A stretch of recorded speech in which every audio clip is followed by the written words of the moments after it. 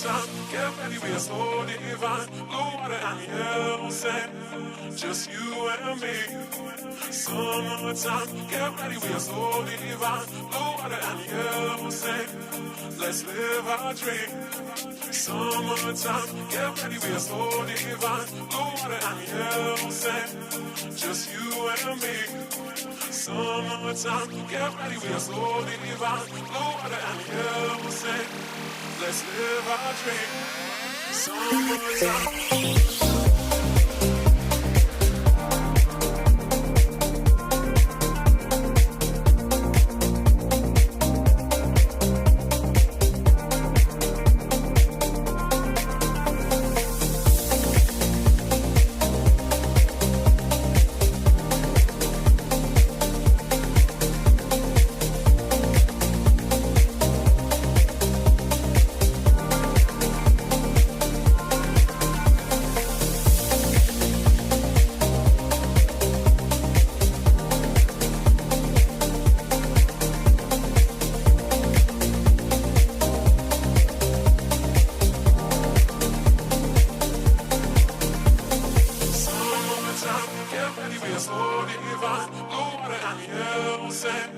Just you and me.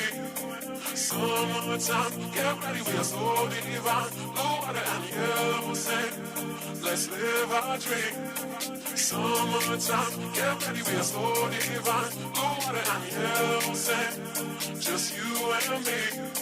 Summertime, get ready, we are so divine. Blue water and yellow sand, let's live our dream. Summertime.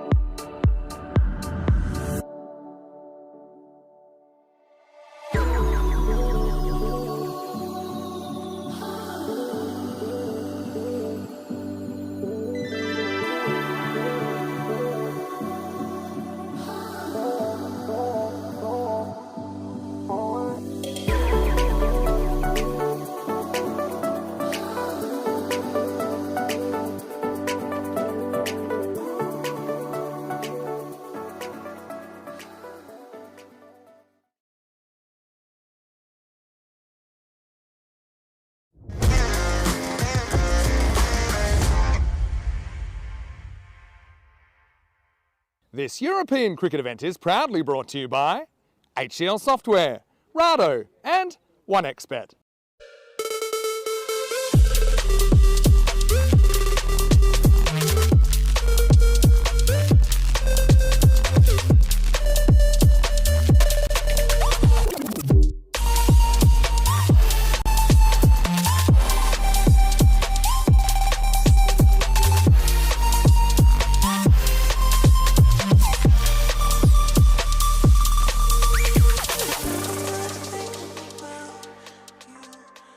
Hey, welcome back everybody to match number 5. Match number 5 of 6. Remember, we've got 6 games here today and one more after this. So after this game, don't go too far. And hopefully you've joined us now on the news stream. If you haven't joined us on the news stream, well, you won't be watching me. How about that? So it is an exciting game coming up for you here on the European Cricket Network. It's the 5th game today here in this ECS Belgium competition. We're loving this too. I hope you are as well. It is going to be the Ostend Tigers taking on the team, the Brussels Bashers. Why do we get across straight away to our tournament referee, Sully? He's got the captains. All-important coin toss. Take it away, Sully.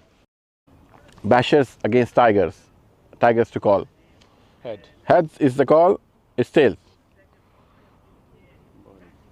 Bashers won the toss and they're bowling first. Thank you very much, Sully. There you said it's the Bashers having a bowl. That's a great way to remember it. The Bashers having a bowl. This is not a bad idea. It's interesting the Bashers wanted to bash last. I say bash last. Of course they want to bat last.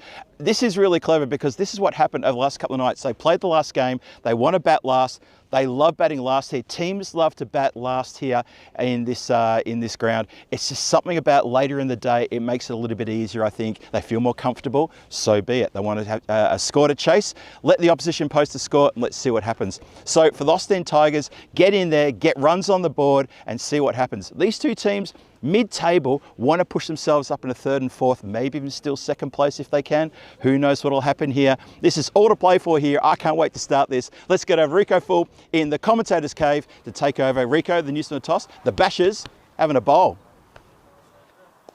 The Bashers having a bowl. I like that technique there from Phil G. That was the technique that he was using when he was bashing the Wasps.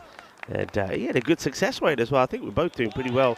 I think the Wasps better tread carefully when they come in here. Two teams that we haven't seen today. And the Brussels Bashers have got Nasiri coming into their side. Whereas the Ostend Tigers have got Amin Shah and Sultan Diwan. Have a little look at what they did yesterday. The Tigers went down in the first match against the Titans. The 119 they got on the board wasn't going to be enough. Though there was a good knock there from Abdul Muhammad. Now, I think he's going to be the key, one of the key batters for them, certainly, in this match. But they did get a win when they were taking on the Wolves. They held on 146 to 142 when it was Faisal Khalik that defended the 14 that was required of the last over. And they finished winning by 4 runs. And it was Faisal Khalik also who did the job with the bat, 59 of 21. So he's going to be pretty key also there for the Tigers. With the Bashers, remember, they got that golden ball win yesterday. Though, look, it's not something they want to dwell too much on. They were chasing 85 for victory, made a complete hash of it. And they were 9 down when they did tie the scores. And they tied the scores with a run out. So that was the 8 went to 9 wickets. Number 11 had to come out and be the runner with Siddiqui on strike, and Siddiqui hit the golden ball for 6. That was how they would win that match. And that was the only match, actually, that they played yesterday. So they come back with a golden ball victory under their belt to the Bashers. And taking on the Tigers. Tigers will play 2. And could be big 2 games here for the Tigers. They go well here. Then, well, both these teams have a good opportunity, depending on how results go here, to book their place in the top 4 and be back here on Finals Day. Finals Day Friday, of course.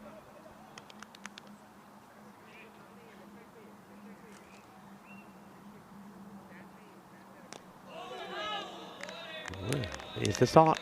First one, dot ball to start. And, of course, one thing about the Ostend Tigers, I know we're calling them the Tigers, but we're calling them the Smurfs. Yes, we are. They are the Smurfs, and we'll tell you why in a moment.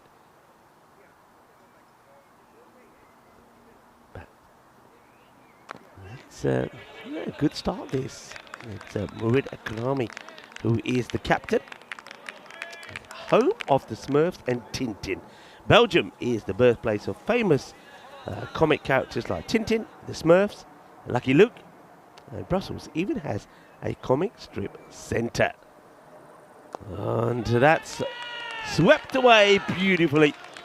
There's a nice shot there from the batter. That's Abdul Mohammed after missing out on the first two. This one is slightly over pitch. He's just straying down the leg side, and of course it's a safe shot to play, the sweep shot, especially when the bowler is going to be pitching outside the leg.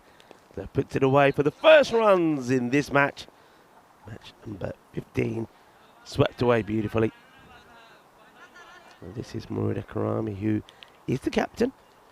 Opening with, I think they're just trying something different here. Not too many teams have tried with a bit of the slow stuff first up.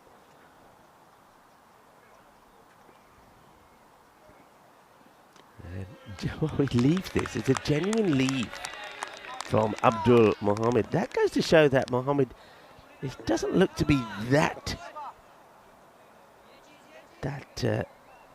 confident with the slower bowling. Well, he's confident with that one because it was in the slot. It's a bit straighter. And that's going to end up in the jungle behind us. That's a big six. Says Carreras, the umpire looks at Sullivan Saeed and says, new ball, please, because that has gone. And while that ball has disappeared, remember I did put a question in the chat a little bit earlier, and that was to do with boundaries in a test innings. So in a single test innings, who holds the record for runs scored in boundaries? Going to just hold on to that for a moment because I know that a lot of people have now joined us on this stream, and welcome if you have. A lot of people are joining us also from the action there in Bulgaria, where it's Turkey, the women of Turkey, that the winners of that final against Greece. What a good triumph that is for them. And well done to Shurban for the calls there. And he'll, of course, now get ready for the T20 action. The men that will go into action tomorrow. And he'll be talking you through Bulgaria taking on Gibraltar in the morning. That's the first of two matches there. And then Bulgaria will take on Turkey in match number 2. So 2 matches, T20 style, international T20 style there from Bulgaria. And there you have it on your screens there.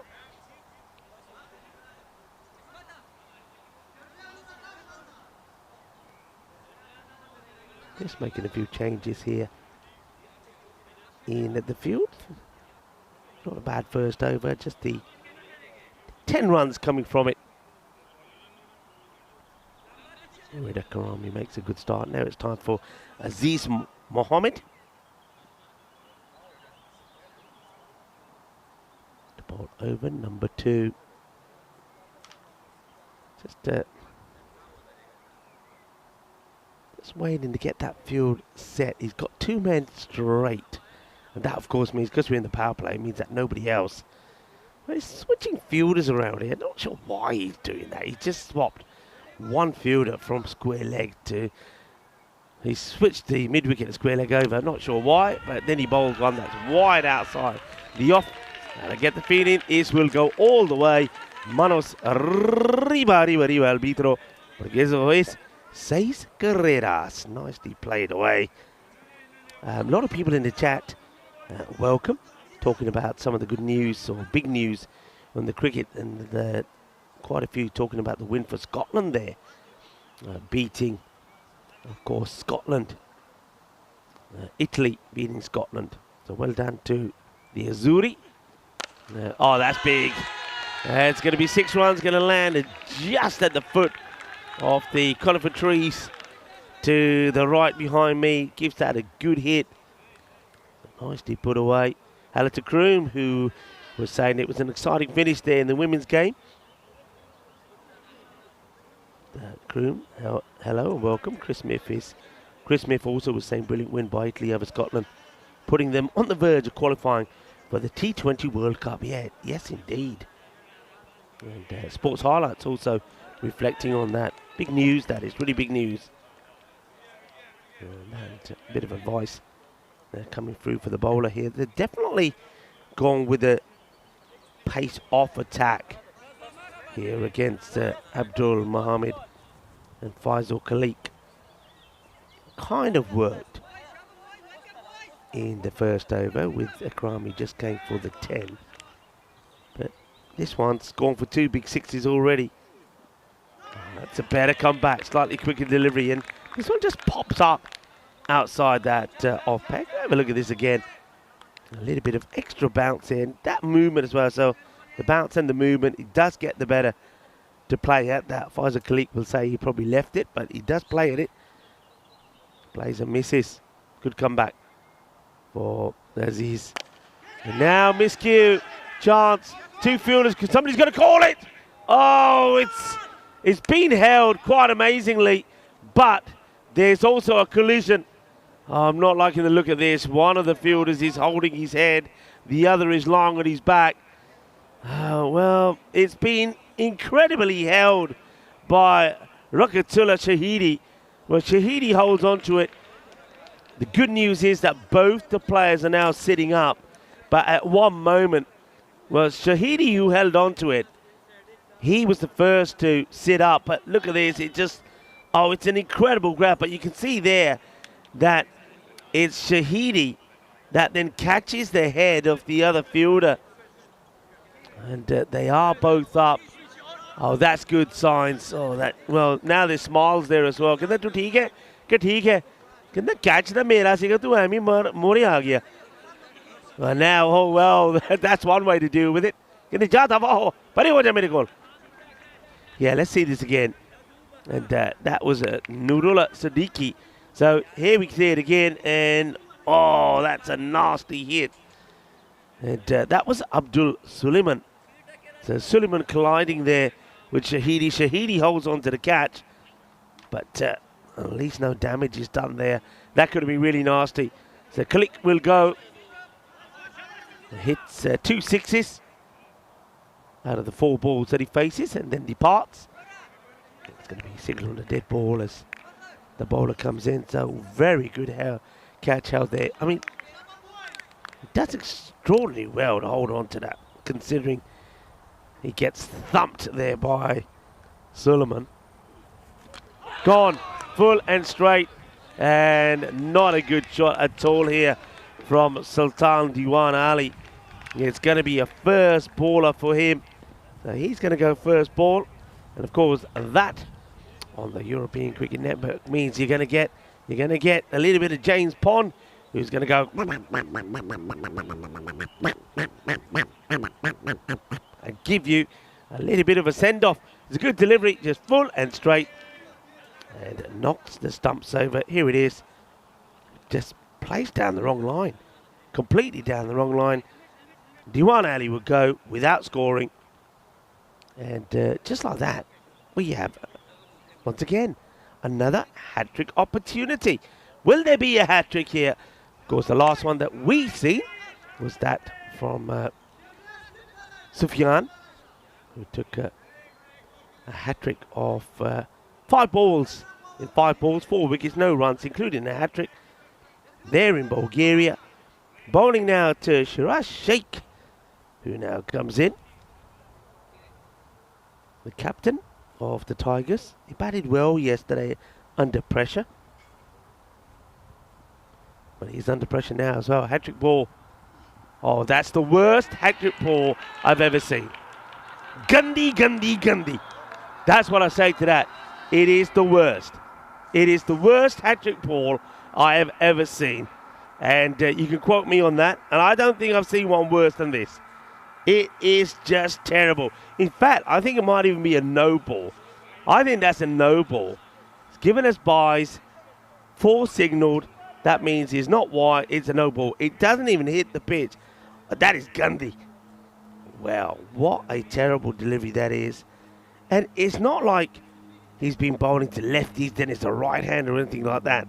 Just gets it completely wrong. Now there's all kinds of discussion here from the umpire. So, yeah, no ball called.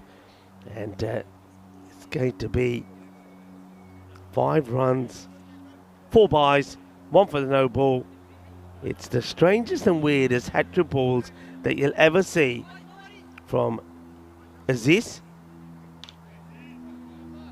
All right, let's see if you can get it right now. Kind of not. It's a full toss, which Captain Sheikh couldn't really get away. Gets it on the top of the bat, so he's not able to put the free hit away. It gets away, gets out of the over in the end. And I suppose it's still you take it, I guess. Goes for 18, especially with the whole over. His figures look all right. 2 for 14, but 18 off the over. There was 2 wickets. That's the good news. 28 for 2. And the batters that have gone, and they went within balls of each other. First it was Khalik, who was taken by an incredible catch when you consider the fielder smashing into him. And then it was a real soft dismissal for Diwan Ali, who just came out and missed the routine straight delivery from Aziz. 28 for 2 then. As we say hello to the viewers that are joining us from around the world. Hello to Jules as well. Hello, Jules. And Cream, of course, joining in. That's a good shot, 4 runs. And while that ball comes back, why don't we put the answer to the question now in here? So my question was, in a single test innings, who holds the record for runs scored in boundaries? And of course, if you didn't know it, 1965, a record-breaking innings from John Eldridge. Nobody scored more runs in boundaries in a test innings than Eldridge, as that one gets played away for another boundary. This time it's 6 runs. We'll be talking about John Eldridge. He scored the most in a test innings that Eldridge did in his meaty 310 not out against New Zealand at Headingley. Eldridge, he smashed 52 fours and 5 sixes. That's 238 runs, or 77% of his innings was in boundaries. I think a few people probably surprised about that. Chance, fingertips to it. It's a good save, I think, here by Nurullah Siddiqui. Throws himself at it. Would have been a great catch if he had taken it. But I think he does save probably a boundary here. I think that would have got away from him. But diving effort, one-handed, gets a hand to it, stops the ball going to the boundary. Yeah, I think that one, a lot of people probably were thinking about somebody like down the ground. This is coming in here and getting out the way. I was watching it all the way. I could see that there was no equipment in danger. I was on Phil's side because Phil says to me, I'm having a break in this innings. Look after my equipment. There we go. Hop, skip, and jump. That's the way to do it. No equipment in danger. Still got the moves there. Well captured there by Andrus. And Andrus will be pleased to see that the cables and everything are intact. I don't know about everything's intact. It just caught I think they caught the base of the table in front here. Just having a look. Yeah, everything is okay. We are good. Good shot though, I have to say. Nicely struck. This time just gets played. They're taking on the single. And it's a big man who's out there with him. It takes Shiraz Sheikh a little bit of time to go shake, rattle and roll. But when he does get going, he does get there. And doesn't quite slide the bat in. It kind of plants it down. Don't worry, Phil. Everything is safe. 18 off the over. So we've had a 10 and 2 lots of 18. Which means it's, once again, a power play score that I think the teams will be happy with. 45 is what I'm saying. Teams should be looking at about 45. That was a hit down the ground, and there you go. Jumping out the way, just hits the tables in the front. Watched it though. That would have actually a little bit further. That probably would have been about waist high. So, Phil, you're okay. Your stuff is good. You hit the tables in the front. If Phil, that would have been the one that Phil would have got the chair. Phil did say if one comes in here, he'll throw the chair at it. Didn't have to do it with that one. Okay, Akrami. He's bowled out now. He's 2 overs go for 28. He doesn't pick up a wicket. But again, less than 30 or around 30, you take that. Okay. The Smurfs with the bat. La, la, la, la, la, la. Gone. That is out. It goes for the big shot. Short delivery outside the off. Abdul Mohammed plays the wrong shot completely. Should have been looking to play this on the offside. Should have been looking to rock back. Playing it in point or backward point area. Going for the uppercut. But wants to go for the shot on the leg side. It's not the right ball to do it. There's too much bounce here. Yeah, not a good shot. He's off balance, you see. Batting is all about balance and timing. And if you have a look at this shot once again from the batter, his balance is all over the place. That's a big loss now for the Tigers because Abdul Mohammed is one of the key players. So that's the end of him. Yep, that's the shot he should have played and he knows it. He walks away and he knows where he should have been playing that one. Waleed takes the catch on that rising delivery. And it's Salarzai Israel who bowls that good pace, heavy delivery. Who takes the catch or gets the wicket. The catch Waleed takes the wicket of his first ball. And Abdul Mohammed goes for 17. 17 of 10. Top 3 in the shed. As Zulka Tazawar comes in. Oh, great delivery. Great delivery. Didn't know too much about this, did Tazawar. Well, this one has cut him in half and gone straight through him.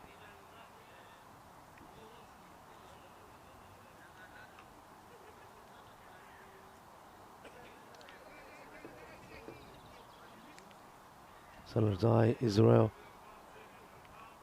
pumped up after taking a wicket off his first. It's played away, using the pace against him. 4 runs. That is screamed off the bat. Interesting that Israel is electing to come left arm round as opposed to left arm over. You can see he likes to run in, and then as he gets into his delivery stride, he likes to swing that arm right round and whip it in. As opposed to if you're coming from the other angle, you're looking to go wide and go right across the right-hander. Back to his mark. Tazawar gets a boundary. Now this time just blocks this one out. It's a fuller delivery. Doesn't give him the width this time.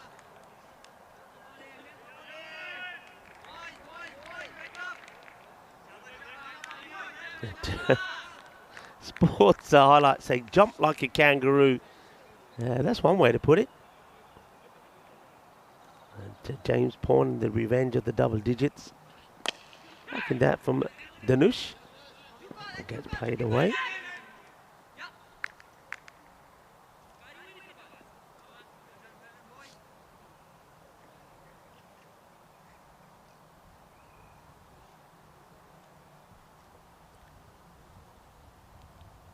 Israel back to his mark. 50 has come up. So again, wickets going down, but runs being scored. That could be out. Umpire says no. This is worth having a look at here. The bowler's wondering why, still wondering why. And, okay, I suppose the only thing that could be is if it's missing the leg stick. I don't see it is. Now, they are running here. What are they signalling? What have they signalled there? It's gone down as a run, so that's why it's not given LB. The umpire says there's caught some of the bat. So let's have a look at the way things are looking here. 52 is on the board. That's end of the 4th over. So, yeah, says it comes with the bat. I didn't see it myself, if I'm honest, but that's why it's not given out. So there's at least that's the logical reason for it. If it was given as leg pies, then I probably would have been saying, okay, don't quite get it. But looks like it's not quite the over either. The Salarzai Israel charging will be charging in again here to Shiraz Sheikh. Took a while to get going yesterday, but when he did, he scored some good runs. He's going to get a wide here. Gets that little shuffle across, doesn't he? Shuffle across that sometimes gets him into trouble. Yeah, he scored 41 of 16 yesterday, helping the Tigers get to 146. Was enough to get a victory by just 4 runs over the Wolves. Wide ball, have to bowl it again.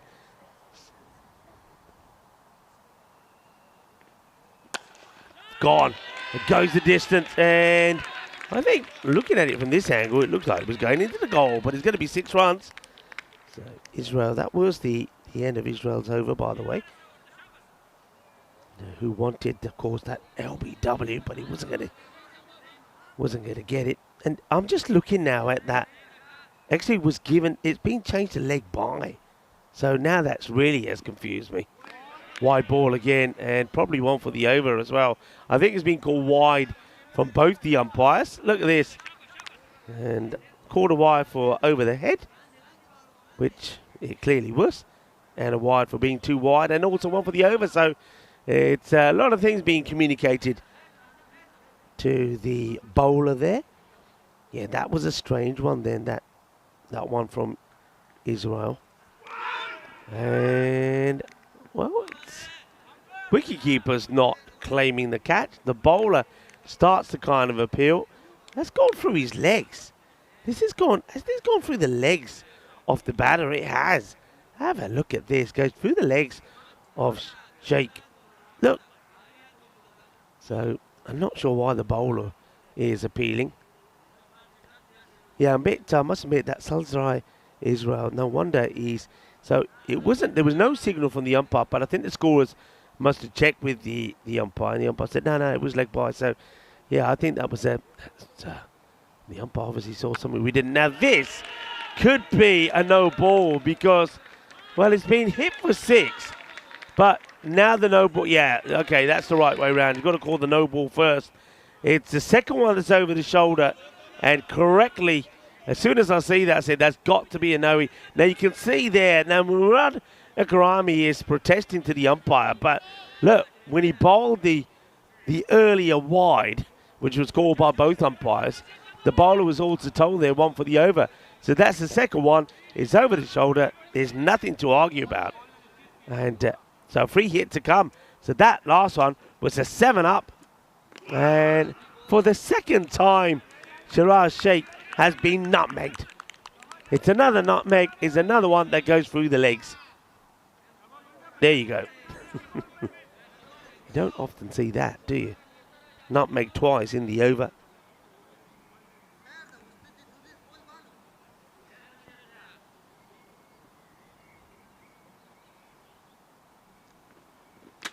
Oh, that's right on the lid. Right on the lid. And I don't... Well, he's saying he's okay, but the umpire's got to come together here. Yeah. He takes the lid off straight away, but watch this. This is... Oh, that's caught him right in the grill pretty hard. I think... Look, I think it's too soon. I think it's too soon. I think the umpire just go over and check, okay. I still think that's hit him hard. I would still like to see a little test here from the umpires. It's I'd like to see the umpires say, come on, let's do this properly. Have a little concussion test there. Well, he now says, look, I am all right because the next one I put away to the boundary. I think the umpires are just checking whether this is 4 or 6. Looking at that, it looks like it just bounces before the rope, but it's a case of, just before. It's the case of the batter saying, "Tu mainu mare se na, main tenu marunga. Mainu kuch nahi hoya. Main tenu bat ke marunga," and he does. So Iran now gets hit.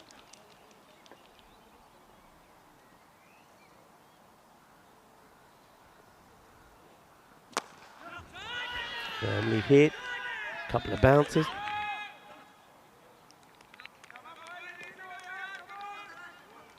Played away, end of the over. So we are now 5 overs complete, 72. So that over from Shiraz Haran goes for 20. It's a magical one.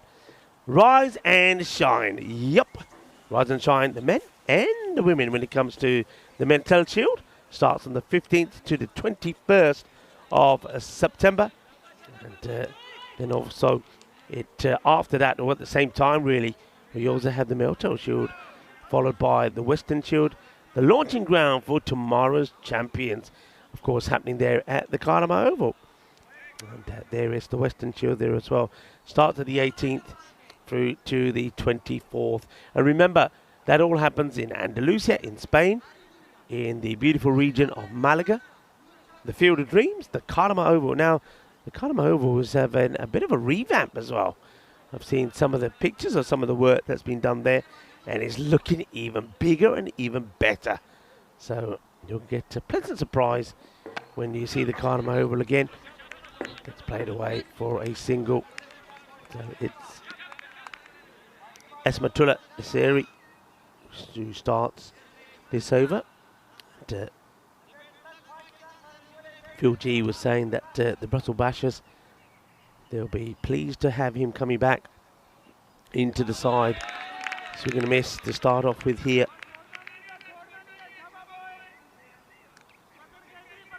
Dave was saying grilled him. Good pace from the bowler. Sports highlights. It was good pace from the bowler. Really did clutter into him. Shot.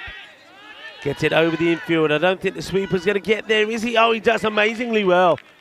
He does amazingly well. The old foot fielding treat there from Tajinder Saran.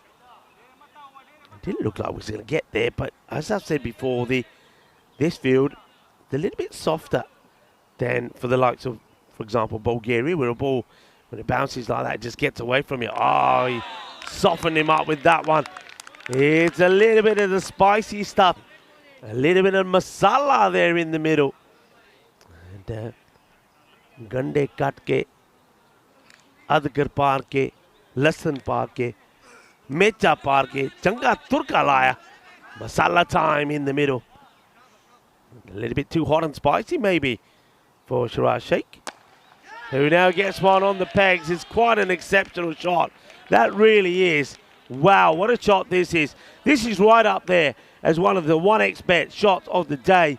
I mean, if you think it's impressive from this angle, well, let's look at it from behind the bowler.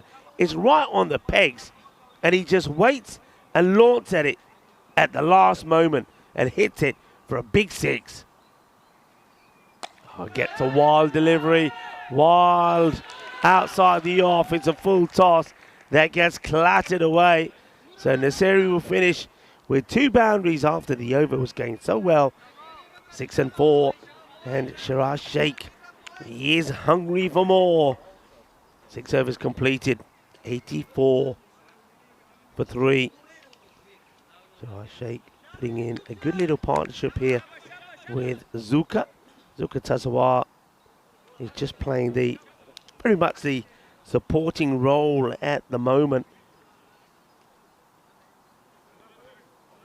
Bashers yesterday, that Shirazi Harian 2 for 15 yesterday, and Israel took 2 for 24. They were the pick of the bowlers, but it was Fakar Zaman with 2 for 10 and 23 of 10. They got the player of the match in that golden ball match. They haven't used Zaman yet, and they're not going to. They're going to go to Nurullah Siddiqui to bowl. This is pit hard.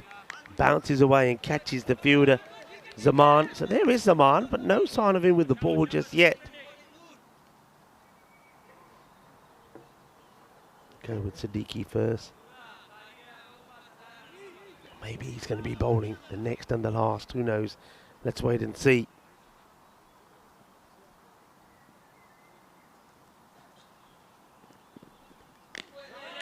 Wide ball.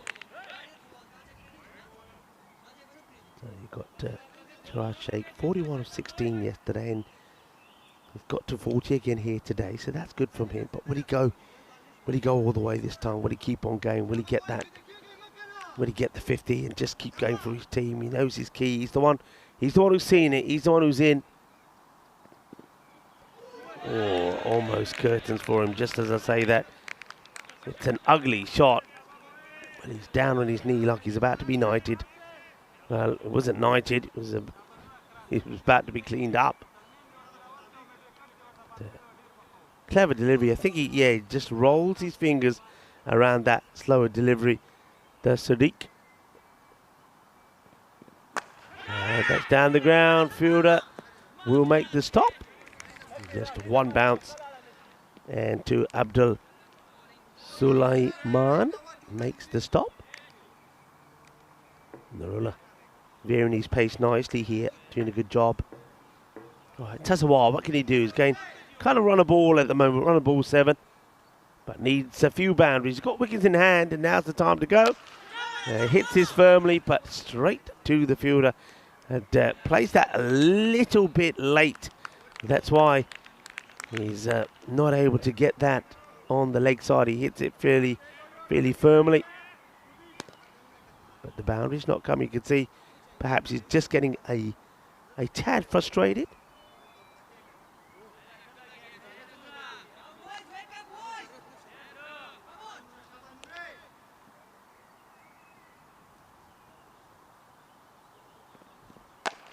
That's hit well, and outstanding.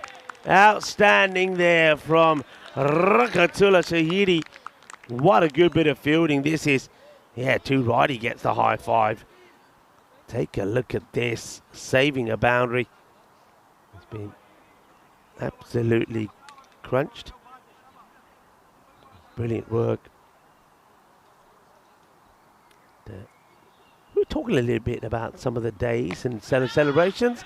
Well, this could be a celebration. Let's wait to see this first. Oh, well, I think he loses his in the sun, if I'm honest. The way he's going back, he's now saying, they can't even the Disney ball. Yeah, there he is. He's got the cap. Maybe he needs a nice pair of those Terminator shades, because he sticks out a hand at the last moment. He's there for that particular delivery. He's up in the air. But you see at the last moment, he just puts a hand out there. And that actually comes back, I think, comes off the hand. And he almost wears it. So he's a little bit lucky. It is the end of the over. 7 overs complete. 90 on the board for 3. So going along at maybe that sort of 125, 130 mark. A quick look at the Euros of women's cricket. That will be how we finish and conclude our 2025 season. Also there at the Cardamom Oval, the new look Cardamom Oval from the 1st to the 20th of December. And this time we have the emerging, the challenger, and the Premier Division. So getting bigger all the time. 15 nations taking part this year. Back to the pace of Israel, who continues to fire and pump the ball in. Coming left arm round. Only went for 5 in his first over. So things aren't going to get any easier for them here. 6 runs only came off that over from Nurullah Siddiqui. It's another swing and a miss. So I think you're now at a point where Zulka Tazawar, you've got to be thinking of retiring him out. He hasn't got you a boundary yet. It's tiki-taka, no hay boom boom. No hay nada. And I think it's time that the captain's got to make that difficult decision. The captain is out there watching at the other end. Tazawar just not being able to do it. And, well, he won't have to be retired out because he's going to go for the big shot. Doesn't get it right. And Tazawar will go for 9 off 12. Straightforward catch there taken just to the left of me by Zaman. It doesn't look like Zaman is going to have a bowl here today, which is quite sensational considering he's 2 for 10 and 23 runs yesterday in that player of the match performance. But they get the wicket of Tazawar. Probably one that if you're the bowling side, you don't really want to get. But Israel said, I don't mind, I'll take the wickets. And that's the disappointing end there for Tazawar. He walks off slowly, knows wasn't really able to play the role he wanted to in that partnership. The new man will come out and join the captain out there. Yeah, we talked about 1956, the American actor Tom Hanks was born, and we talked about a number of his movies. And how about this one? I know that we got a few music lovers amongst us. 1955, Rock Around the Clock by Bill Haley and his Comets became the first rock and roll single to hit #1 on the Billboard pop charts. Rock Around the Clock. Well, I reckon that Dave, who's in the chat, probably does a good version of that. So 1955, Rock Around the Clock by Bill Haley and the Comets became the first rock and roll single to hit #1 on the Billboard pop charts. More of the same, swing and miss. Israel, excellent spell of bowling from him at the moment. And, well, they do get a new batter out there. I was calling for it. And there's Amin Shah, and he's missed his first couple of deliveries. Now all sorts of things happening here. Well, let's have a look what's happened here. So he's just practicing his shot, and, well, going by that, I mean, if the ball is not dead, which I think he's out here. I think he's out. He's got his foot on the line, not past it. I think he's going to be sent back. He is. He's going to be gone here. How about this? So keep an eye on this. Here's the delivery. He plays and misses. Now he goes back into his crease, and then he decides that he's going to practice playing his shot. And the wicketkeeper says, Waleed Sahibzada says, well, buddy, if you're not going to stay in your crease, I'm going to get you out. So Amin Shah is going to go for 0, a 2-ball duck, and he's going to learn a very important lesson. Get yourself and keep yourself in your crease. That is a schoolboy error. It really is. And he's going to be stumped. He has a look behind. He doesn't seem to be too concerned. He said, yeah, I'm all right. What do you think? What's going on here? And then the umpire says, yeah, you're out. The ball on the line, you're out. And now, at the end of the over, that over, here it is. And with this one also being a dot, it's not the first time today that we're going to see a double wicket maiden. It's the second one. But there I was saying that they're going to make their way probably to that 135, maybe 140 score. Well, that puts a big spanner in the works, doesn't it? Well, we'll have to make a note of that little moment there. Bit of a brain freeze for Amin Shah.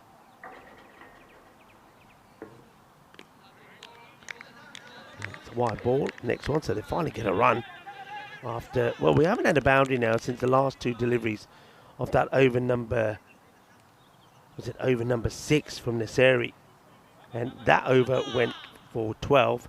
6 and 4 it finished with. But then from Siddiqui, nothing. That's played away and shouldn't be a boundary. Siddiqui went only for 6. And yeah, Salazar Israel, a 2-wicket maiden. We saw one earlier as well. But that one was a strange one. That was when Ali Raza was hitting the ball and not running. So it technically still a 2-wicket maiden. But this one was genuine as well. Really doing the job for his side there. That was quite amazing. Quite amazing. Naseri bowling his second. His first went for 12. And just another swing and a miss.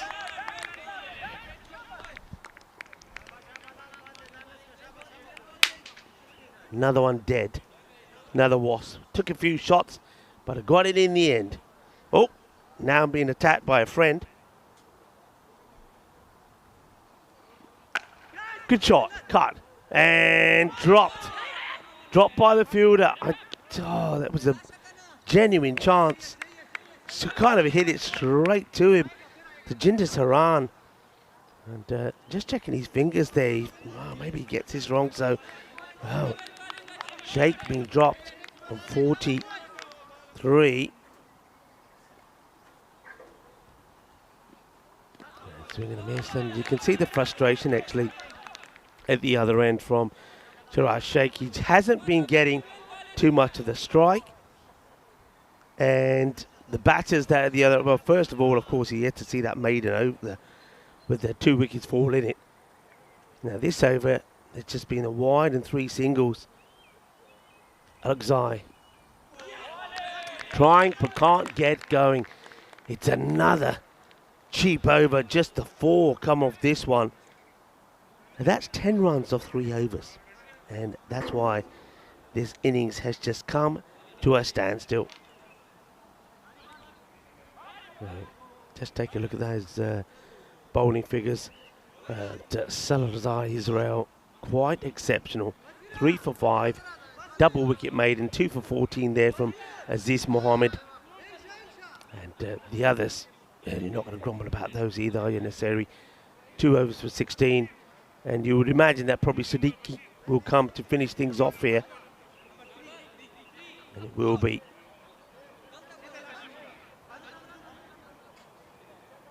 And it hasn't got any better after that. Well, first of all, we were saying that you had to see the retirement there of Tasawwur, but he would give his wicket away. I suppose now, probably Shiraz Sheikh would be saying, I would have been happy with Tasawwur out here. Maybe he knew what was coming. And then we had that brain freeze moment from Amin Shah. All right, up in the air and gone. Oh, that's going to be the end of Shiraz Sheikh, the captain. Once again falling in the 40s. And once again, another, myself and Phil were talking about this, the number of batters that have gone for the big shots in the 40s and got out. And he's another 44 off 24. Had to get going, couldn't. Finds the fielder. Siddiqui thoroughly deserves a wicket or 2 and gets one. A straightforward catch there taken there. Siddiqui doing a little bit of a celebration. I wouldn't quite say that's a send-off. And Shahidi taking the catch. And it's been a real disappointing end to this innings. Waqas Raja coming in to join Alexai. Raja coming in at number 8. Bat on ball. Will stop. Just be the single.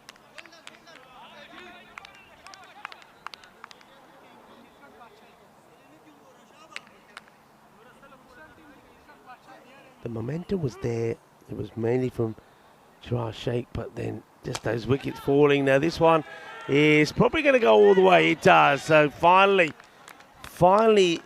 this long period of time without a boundary finally comes to an end. So the last boundary we saw was, as I said earlier, right at the end of the 6th over. And so we've had to wait a complete 3 overs and 2 balls. 20 balls then before we see the next boundary. That's why this innings just came to a halt. That 6 brings the 100 up. It's going to be similar to some of the scores that we've seen in the day. That's going to run away from the fielder though. It will be 4-leg buys. Well, that pad, it's got a bit of middle to it, isn't it? That pings off the knee roll. And it's a 104. Where can they get to? Can they get another couple of boundaries of the last 2 balls? If they can, that'll serve them well. But you still feel it's not going to be enough here, don't you? Against the Brussels Bashers. High in the air. Fielder. No chance. Gear. Shaka Lagya. Well, Waqas Raja, you're wasted coming in at number 8. Especially when you think, well, what happened to number 5, 6? Should have been in earlier. 12 or 4. 2 big 6s. And he hits this pretty well as well. And he's going to get 4. Waqas Raja, where have you been? Why have they been hiding you? And that's exactly what was required at the end of this innings. He'll score 16 of 5 deliveries. He will get them to a score of 114 for 6. And the last over there, going for 20. Quite crazy, really. So, Siddiqui, who had a good first over, went for 6. The over was going well the first 2 balls because he picked up a wicket for no runs. But then it would go for 6, 4 leg wide, 6 and 4.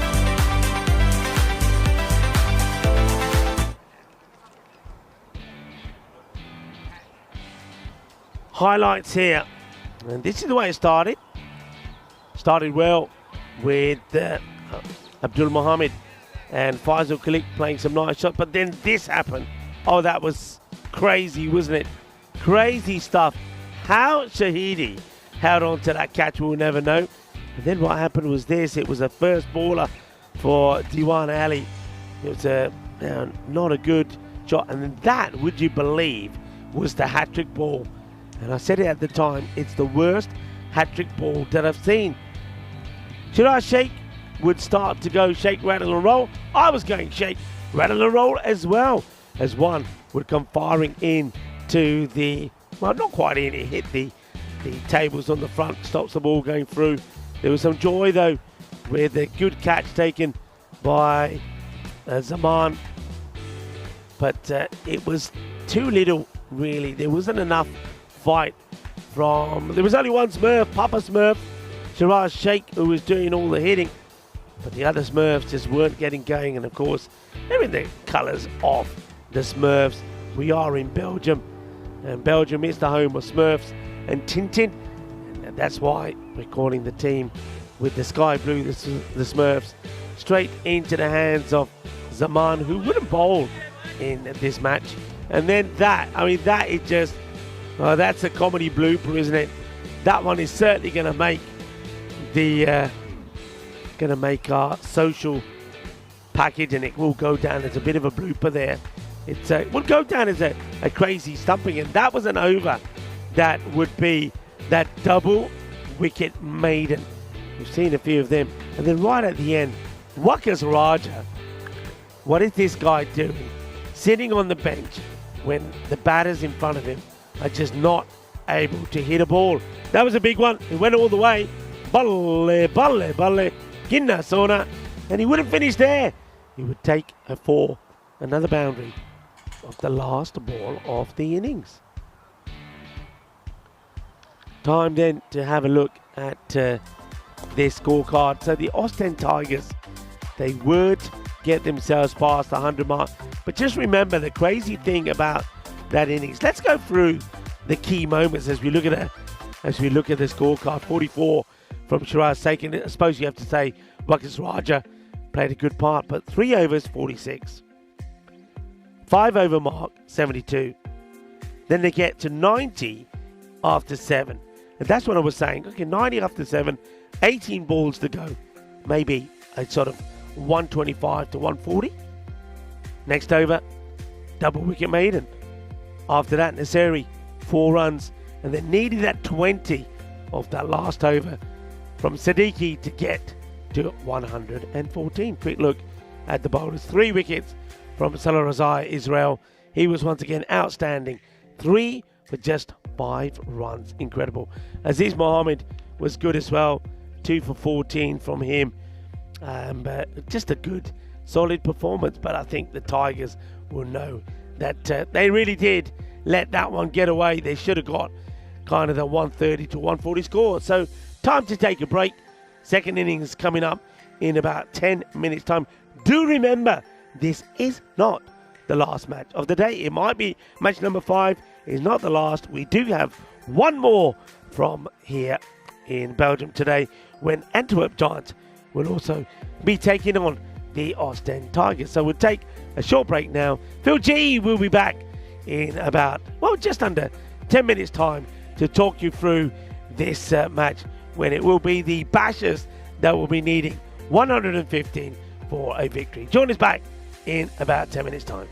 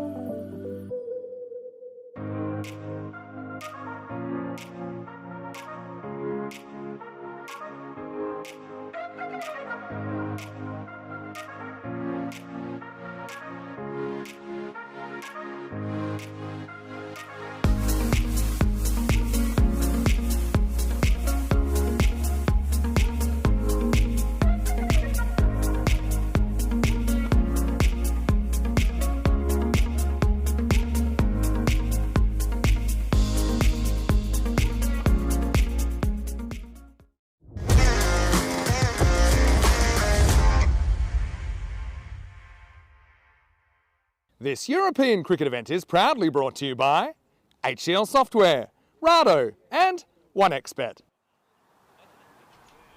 Welcome back to the Stars Arena for the continuation of this match unfolding in front of us here. Very tricky one here. It's match 15. Phil G here in the central commentary position, the commentator's cave as we like to call it, although we have broken out a couple of the sides here and get a bit of light coming through. So the bonus point equation on the screen there, 114 on the board. The Tigers there have put that score up, so it's going to be up to the Bashers to see if they can pull that score down in 7 overs or less to achieve a bonus point. And it's for the fielding team, the Tigers, to try to restrict the Bashers to 79 or less for them to pick up a bonus point. Bonus point, of course, in play. And there's a fair bit to do before we can start talking about who's going to get the bonus point. It's exciting stuff coming. Thank you everyone for joining us today. Hope you're having a wonderful day. Just remember, still got one more game to go after this. We do have the 6 matches today, and we're loving this. It's a nice, beautiful day. It's a perfect day for cricket. Slight little breeze coming across the ground. It's probably about 27, 28 degrees out the centre underneath the sun. In the shade, it's probably close to about 24, 25. It's really, really lovely here. So, scorers on the board, as I said. Bit of work to be done here. Looking forward to this game. Tough little run chase coming up. It's just one of those scores where the Brussels Bashers will definitely fancy themselves, but Ostend Tigers, they need to get into the top order pretty quickly here. See how this is going to unfold. Power play, all important. Hello to Chris Smith in the chat. Hello to Dave as well, who's joined us as well in the chat. Johnny He is still there, and everyone who's been contributing throughout the day with all your comments and your contributions. It's been wonderful to have your company. And big thanks, obviously, to Rico for taking care of that first innings here in match number 5. We've split the duties here in this 5th match, and we're back together again to take you through the final match, match 6. It starts at 7 p.m. tonight. We've still got a run chase to go. It's still got a fair bit of cricket on here, as it's Fahim Bhatti with the ball, as always is for the Tigers. Going to start proceedings from this northern end. Here he comes. That's firstly smashed away. Goes very square on the leg side, does Aziz Muhammad, and puts that one out of the ground and gets his team off to an absolute fly here. Brussels Bashers, let's have a look and see what's going on. That is 6 off the first ball. Have a quick look at the standings as well. I know we'll have a look at that in a few moments' time. Looking forward to seeing that, and we'll be able to piece together what may or may not happen for here. Teams that are sitting 4th and 5th in the standings, both on 7 points. The win here is massive for either team. This also goes up in the air, and this time he goes a lot finer, and that is elevated for another 6. Okay, first 2 going from Maximos. You'd have to think there's a 4-pointer in the minds of the Brussels Bashers. Maybe going to live up to their name in this game. Get after the bowling nice and early and try and get runs on the board straight away. Amass the total and get moving.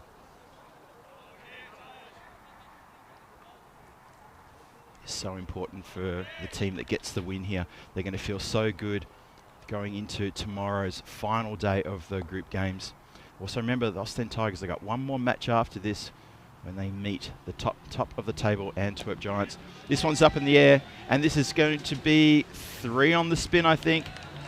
That is indeed. Umpire puts his hands on the air like he just doesn't care, but of course he does care, because there it goes. Oh boy. So Fahim Bhatti unusually getting a bit of treatment here. Used to seeing him coming in, opening the bowling and having a little bit of success.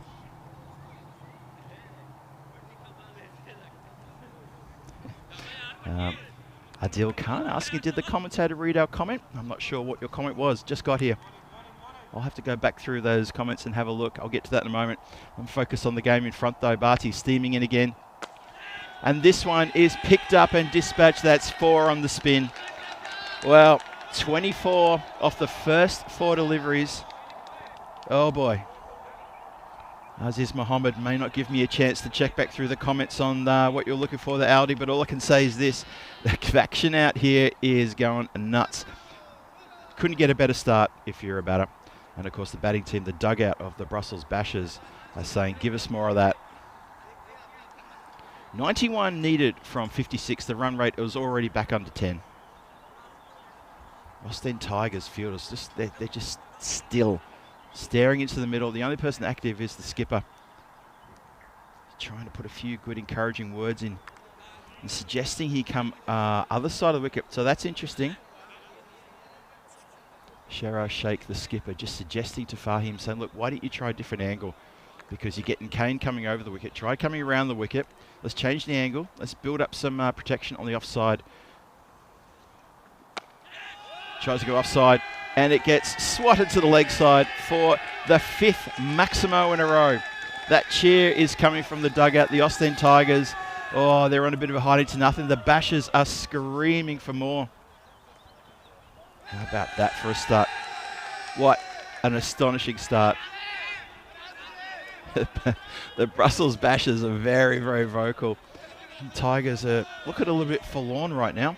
They struggled with the bat earlier, putting 114 on the board in the 10 overs. Sort of fits and starts, and not really a smooth, fluid innings from them. Now, Sheraz has got a real crisis on his hands now, because that's 30 runs, already gone supersonic, overs not finished. Last ball of the over coming up. I think Fahim Bhatti would be glad to bowl this last delivery and sort of get out to the outfield. Here we go. Last ball of the over. It's up in the air. Are we going to see? We are. The perfect over. 6 Maximos. What about that? That is astonishing hitting. Aziz Mohammed has just crunched 6 deliveries in a row to the boundary line. And as the bowler is going to walk past the batters, he's probably going to whisper a word of, well done. I mean, what else can you say? Last 6 balls. That's a lot of 6s there. That is astonishing. 36 off the first over. That's a rarity. You don't see that too often in any form of this game whatsoever. Amazing. Just astonishing. Ostend Tigers. Look at a little shell shock. Looking around the fielders, standing with hands on hips, just staring out towards their skipper and the bowler and just saying, well, what do we do now? What's next? Well, Faisal Khalik, he's got the ball. He's going to try to rectify this situation. See if he can bring normal service to resume back to the Ostend Tigers approach here.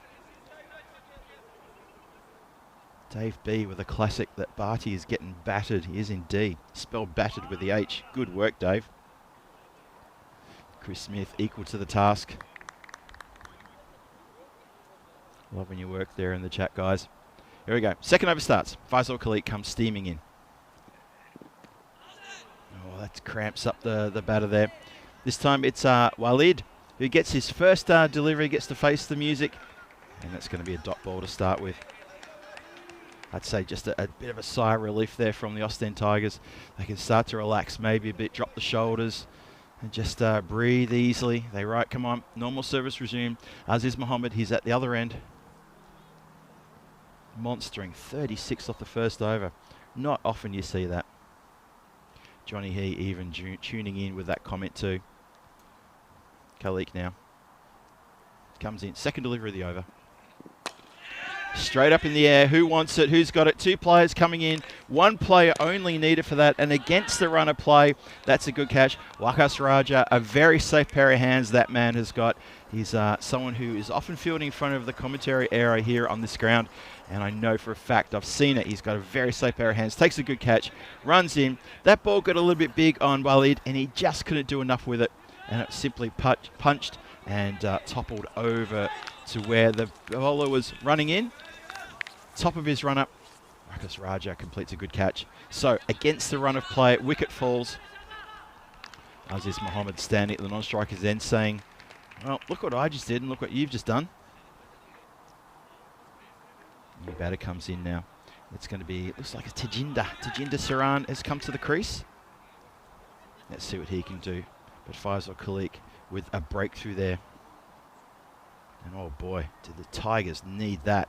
They need a couple more. Right in the block hole, well bowled. No run, another dot. Well, talk about a tale of two cities. How about a tale of two overs? You get 3, 4, 5, 6s in a row in one over, and the next over is dot, wicket, dot. Good over so far. Good comeback here.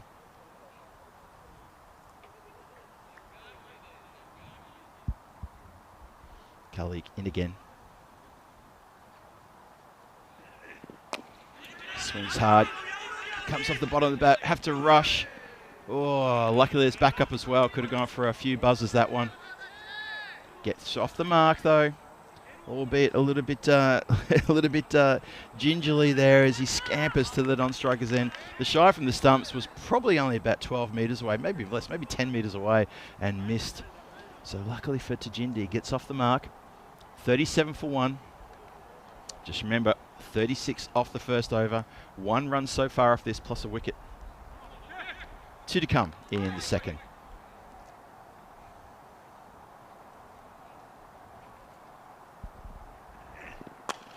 Swings hard, does Muhammad.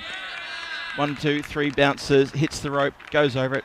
And our photographer, Dinah Oris, is happy to field that one as it just chases her down the ground towards that long on area. There you go. Yeah, just at the top of the shot there. So it's along the ground. Aziz Muhammad, he's been dealing in 6s. This time he deals with a boundary, goes for 41 for 4. Sorry, 41 for 1. 1 more to come in this second over. Aziz Muhammad, who lit us up in that first over. What can he do here? Last ball the second. Steps across, and it's a wide ball indicated by the umpire. Faisal Khalik was a little bit upset about that. Let's have a look one more time. I think he might have had reasons. I felt that ball may have just caught a bit of the line. Umpire felt otherwise. And he's the one who counts.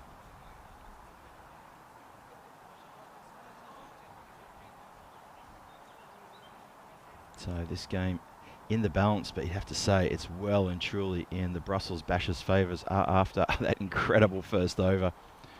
Last ball coming up. Just chopped down to the ground to point. Shy at the bowler's end. There's no one at that bowler's end. Faisal Khalik standing about 4 metres away, just puts his hands on his head. Kind of think could have used that time maybe to get to the stumps to take the bails, but no, he doesn't. It's going to be a single. That means that Aziz Muhammad, he's going to go to 41, and he's going to face the start of the third. Have a look at the table here. This is what we're talking about. Ostend Tigers and the Brussels Bashers, 7 points apiece, 4th and 5th on the table. The winner here, if they get a 3-point win, they go up to second place, equal second place, depending on the net run rate, of course, with the Hasselt Titans. If this is a 4-point win, which, let's face it, Brussels Bashers possibly could do, clear into second place with a big win here. And they've done themselves all sorts of favours by having that massive over that went for 36 in the first over. It's going to be very interesting to see how this pans out. Remember, one more game after this too. The Tigers take on the Giants. Antwerp Giants back for their next match. They played the first match this morning, had a big win, didn't they, this morning? And then they're back to play this game against the Tigers. Match number 6 starting at 7 p.m. tonight. That's still in about 48 minutes time. Still got a long way to go in this game. Rafaela comes in. Hit down the ground. No one's going to get that. That's going to get past everybody and just go along the ground into the fence. Rakas Raja, he's in a regulation mid-off position that went a lot finer, a lot straighter than that. Couldn't get close to that one.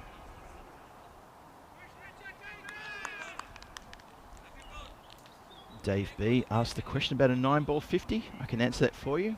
Not quite. But he's on for a 10-ball 50 if he can do something here with this delivery. But Rafael Alakazai, he's a very cagey customer. He's a very clever bowler. He will not want to be hit around for any reason whatsoever. Good example of that. Just a dot. Ooh, fired with a little bit of anger from the mid-on position there, but it just went straight across the middle of the pitch. Didn't really throw it to either the keeper or the bowler. But good dot nonetheless.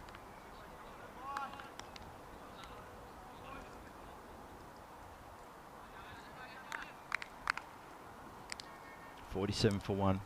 Still in the power play too, by the way. That one is out of here. That is into the trees. Oh, it just drops out of the trees, actually. Just not too far from the comms tent. About 3 or 4 metres from the comms tent. One of our minders here just rushes over to pick it up and hands it back to Akas Raja. He's going to hand it back to his bowler. And that is 50 up for Aziz Mohammed. 51 from 11. What a terrific innings that is. Single-handedly has taken this game and shaken it. 51 from 11. A good half century to Aziz Mohammed, but he's not done. He's not finished. Goes around the corner this time. Goes very square. Along the ground. Miss hit. And just the one. He goes to 52. I'm not sure the words got to the dugout yet. The Brussels Bashers didn't leap out of the seats when he got his 50, but if they can hear me, got his 50 on that previous 6. He moves to 52 from 12. Tajinder Saran, he's got 1 from 2. He's looking to get things motoring right now.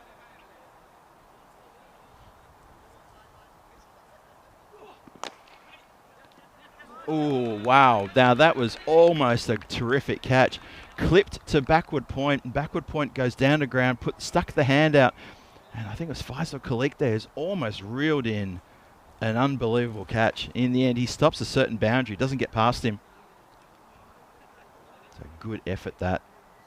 Score is 55 for 1. Coming towards the end of the power play, the Brussels Bashers need 60 of 43 to snatch the win here. Down the ground. Long off. Sees that. Says, no, just the one. 56 for 1 in the power play. That's a pretty good power play. Consider that they took 36 off the first over, then there was another 20 runs off the next 2 overs. So things have slowed down, albeit a little bit. 7 runs off the second over. That was a good over, that one from Faisal Khalik.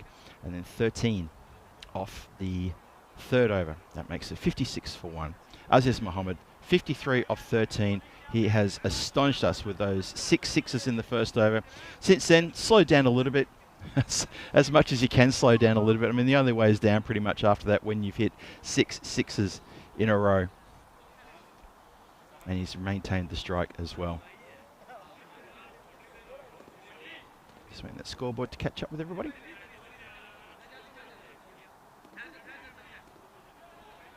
So who gets the duty then of bowling the next over? Looks like it's going to be Sani Arain is going to get the job of bowling the 4th. He is indeed. He's bowling to Aziz.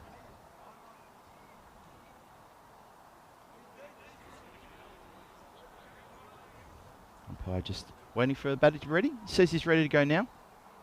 Okay, Sani comes in. Straight. And through the hands, literally, not figuratively speaking, literally through the hands of Manpreet Sandhu, who propped himself in front of the scaffolding. He went straight through his hands. I'm not sure that even touched the fingers. I think it's just gone straight through open hands. Have a look. Does this angle help us? Oh, just a little bit. Even he was stunned. He held his hand up to his face to say, well, how does that happen? I just lost complete control there. Didn't clamp the hands down on it. Didn't get a fingertip on it. And that is Maximo. You should be able to get hands on this one. That's along the ground. Straight to him. Nice clean pickup. Just a single there. Aziz Mohammed moves to 60. 60 from 15. Tajinder gets a chance here to do something. 63 for 1 in the 4th over.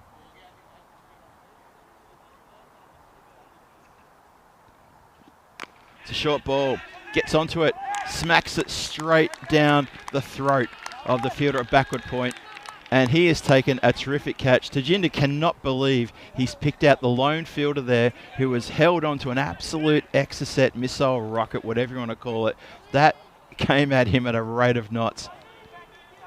And just for a moment, Tajinder Saran looked at the umpire, looked at his counterpart, and he said, really, he caught it? Watch this in the background. Couple of steps, just blindsided there by the umpire for how he took the catch, but he's taken it as safe as houses, that catch. What a terrific grab that is. Sultan Diwan, take a bow. What a great catch. As I said, Tajinder Saran trudges back to the dugout. He's still looking to the fielder and saying, how on earth did you hold that? I think the fielder might even be shaking his head and saying, I don't know, but it's stuck. 63 for 2 in the 4th. As Matula Nasiri comes in. He's into the side for the first time in this tournament, and that's a good in for the Brussels Bashers. Good all-rounder, Esmatula.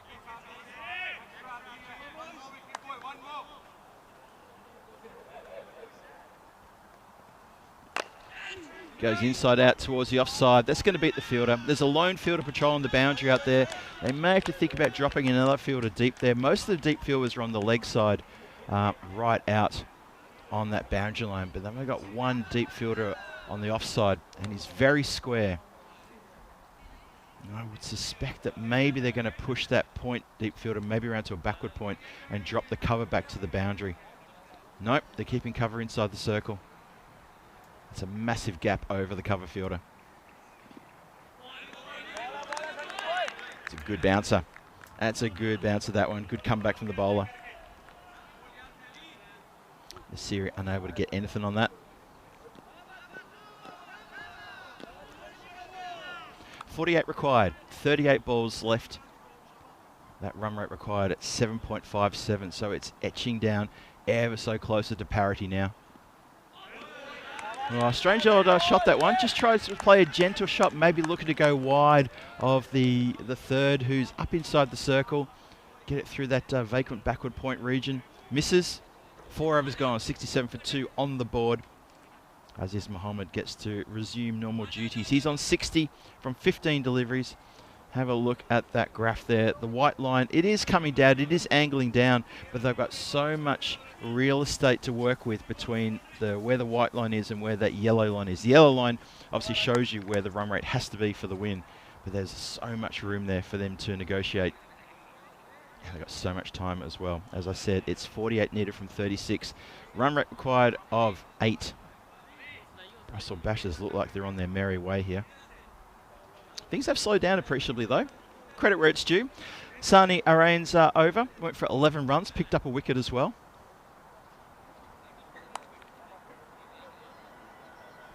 Wakas Raja's got the ball. See what he can do here.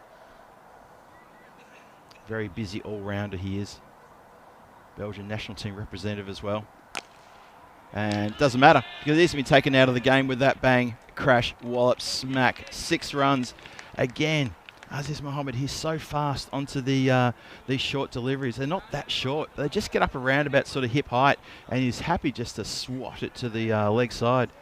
We saw that in the previous game where we saw Sherry Butt just get onto anything that was short. Actually, he went after anything. I mean, it didn't have to matter where the ball was. He just played it everywhere. And Aziz Mohammed is stepping up here. He's got 66 from 16. That's going in the air. There's a chance for a catch here. Taken, nicely taken indeed. That is Rafiul Alakazai, who comes off the boundary here at long off and takes a good catch. So Wakas Raja gets the breakthrough. Haven't been taken downtown for 6. That's the end of a terrific inning. 66 from 16. Aziz Mohammed, take a bow. You've got your team well over halfway there. But he departs at the start of the 5th over. His job's done. For mine, that job is done. He's got the Brussels Bashers within striking distance of a good win here. Just need to hold their nerve. Gets a generous round of applause from both dugouts as he makes his way across. That's very sportsmanlike to see from both dugouts. Well done, guys.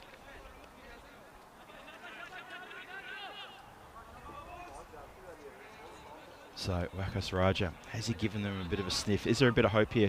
3 wickets down. Batter at the crease. Still sort of organising his gloves and pads. He had to come out in a bit of a hurry. Abdul Suleiman, he's got to face the music now. A bit of hesitation there, always a single.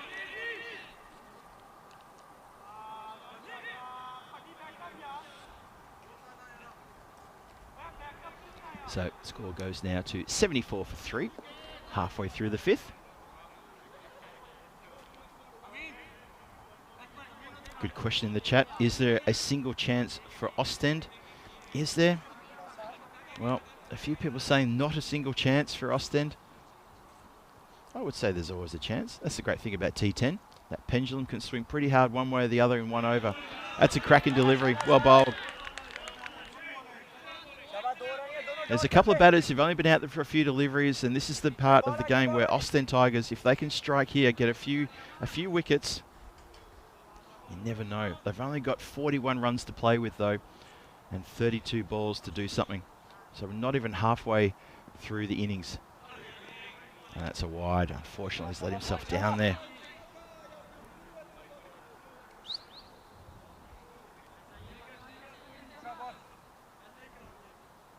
Really important game for the two teams, as you saw from the standings we showed earlier. Both teams on 7 points, sitting mid-table, and a final spot beckoning for one of these two teams. And one of these two teams is going to go to the 10 points at least. That's a good ball. Swing and a miss. Not a lot of footwork there from Espatula. Can't afford to undo all the good work that was done at the top of the innings here. 40 needed from 31 deliveries now. There is a pizza delivery here. A pizza delivery, boy. There we go. That's in the air, and that is out of here. Just for a second, I thought Rafaela Alcazar was in with a chance there, but it went way over his head, sailed over his head, and that is out of the ground. Brussels Bashers then move very nicely into the 80s. 81 for 3. Rico's just asked me, Brussels sprouts on pizza? Oh my goodness. Oh my goodness. Oh. We had a conversation yesterday at Brussels sprouts, and I got to say, I'm not a fan. I know there's a lot of people in the chat who are not a fan either. But how about that? Brussels sprouts on a pizza. Can you imagine looking at the menu? Hi, we've got the special Brussels sprouts pizza today. Served with maybe some pineapple. Premier Division ECC Championship coming your way. Have a look at that.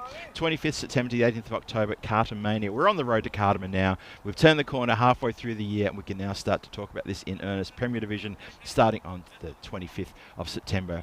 3 groups, A, B, and C, and the winners of each group go into the finals, which is in like the back end of the ECC in mid-October. Fantastic season of cricket.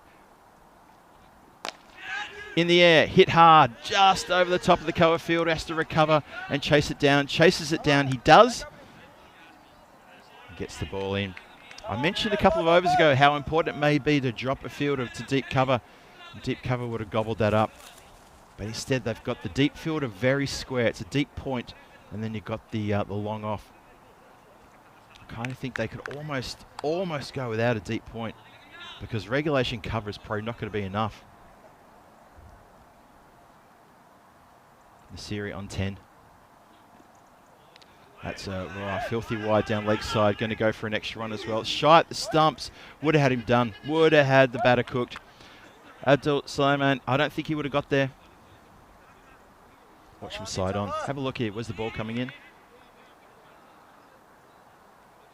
Oh, yeah, he would have made it. There you go. What do I know? I'm a long way away from that action.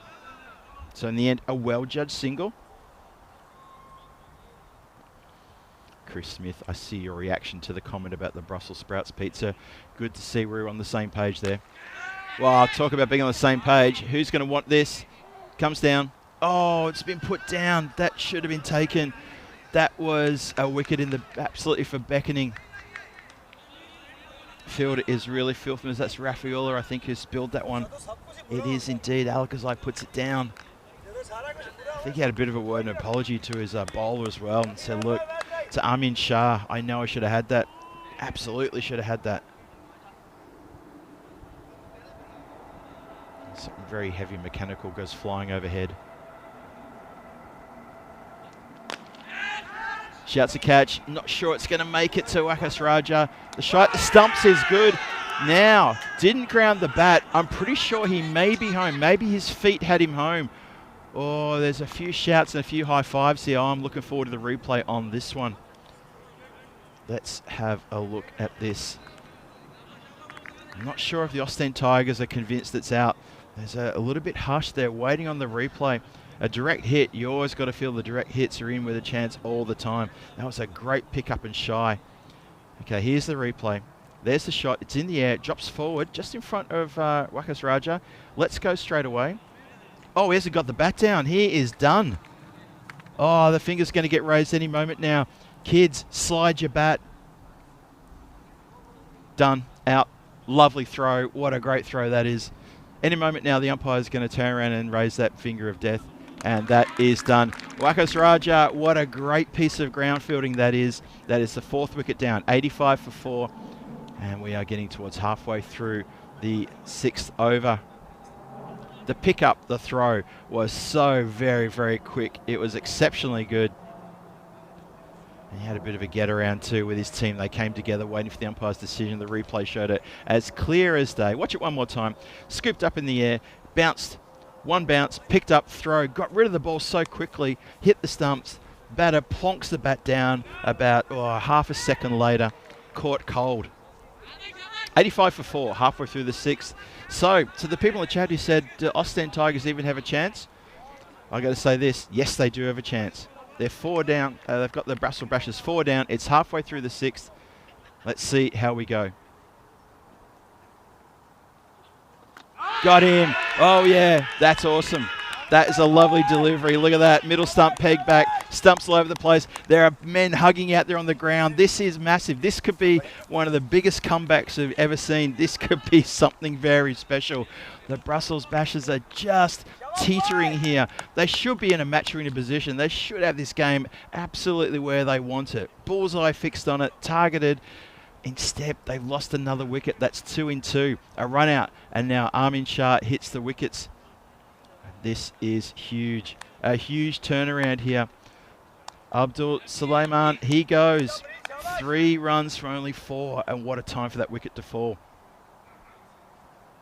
Bakar Zaman, he's at the non-striker's end. He's greeting the new batter coming out. Probably have a few words of wisdom. It's the skipper, it's Murid Ekrami. And if anyone's got the experience and the temperament just to slow things down and add a little bit of sanity here, it's that man, Murid Ekrami. Big fan of his ever since the night series. He really showed his quality. Skippered the Brussels Warriors to perfection. Got them across the line and got them the trophy in the night series. Here he is now trying to get his Bashers team over the line against the Ostend Tigers so they can get outright second on the table. Oh, this is a tense little time here. They only need 30 from 26. There's no need for rushes of blood. They could do this with a couple of singles and the occasional boundary. Unless they want to go for the bonus point, which would just be reckless, I think. They just need to just bank the win. Ostend Tigers got other plans, though. Oh, shouts of no, no, no. Oh. Tell you what, when your captain is on strike and he says yes and you're at the non-strikers end and you say no, that's a conversation that does continue after the game finishes. I can tell you from experience, that definitely continues. Dave B reminded of Colin Bland. Fair call, Dave. Hello to everyone in the chat, including Dave B. Hope you're having a wonderful time here. This is a fantastic game that's developing before our eyes. It's a slow, full delivery. Just manages to get an inside edge on that and clips it down to backward square for a single. Gets off the mark, albeit with not a lot of confidence and a lot of style, but off the mark nonetheless. 86 for 5. 6 overs gone. This game is coming together. It's bubbling along very nicely. It's simmering. I can try and think of more cooking analogies. I'll come back to you on that. So I've got the scorecard. At the top, 66 from 17 deliveries, Aziz Muhammad. Astonishing. 36 off the first over with 6 sixes. If you missed that, I'd tell you what, you've got to go back and check that out. It was power hitting off the poor bowling of Fahim Badi, who got absolutely torn to shreds. But since then, things have quietened down a bit. The next few overs after that were about for, 7 runs, 11 runs. A couple of wickets here and there, but that last over from Amin Shah, 2 wickets, 5 runs, including that run out, that fantastic throw from Wakas Raja, and that's what started a bit of a tremble in the Brussels Bashers camp. They've been a little bit quiet these last few overs too. Most of the noise has been coming from the Ostend Tigers camp.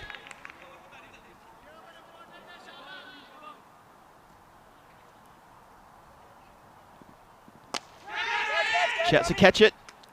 And catch it he does. Oh, what a good catch. Straight down the throat of Amin Shah, who's just finished bowling almost a match-winning, match-turning over. He takes the catch, he goes to ground, and this is huge. Wakas Raja comes in and he takes another wicket. Amin Shah's checking how many fingers he's got left because it's come to him pretty quickly. Goes to ground, keeps the ball protected. 6th wicket falls. Brussels Bashers, well, they were cruising 15 minutes ago. I gotta say right now, that cruise ship has hit some waves and there's some rocks on the horizon as well. So in the last 5 balls, we've had a run out, we've had bowled, a dot, a couple of singles and another wicket. Oh boy, could they? I've got to find who actually asked that comment in the chat about do you give him a chance? Because look at this. Oh, shouts of oohs and wees and ahs. Wakas Raja was chasing after the ball and Murida Krami, he was about a couple of steps in front of him and he ran straight, he held his line, nothing in it. But you see Wakas Raja just gave up the chase when he realised he had to somehow cut across Ekrami and he couldn't do so. Skipper Ekrami, he needs to lead by example here. He doesn't have to go the Bosch. It's 27 from 21. It's still very, very close. It's anybody's game.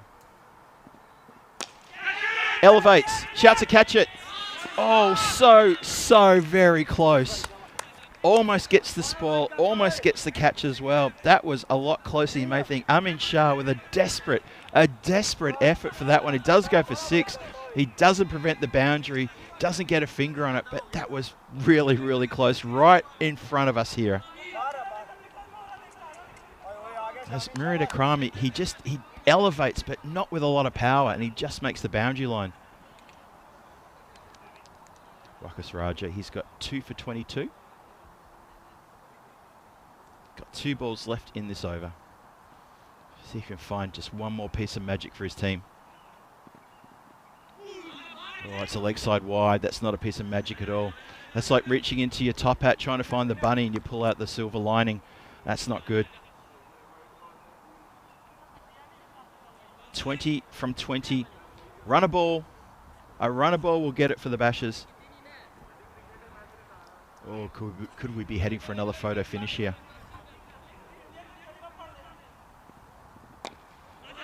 Well, bowled.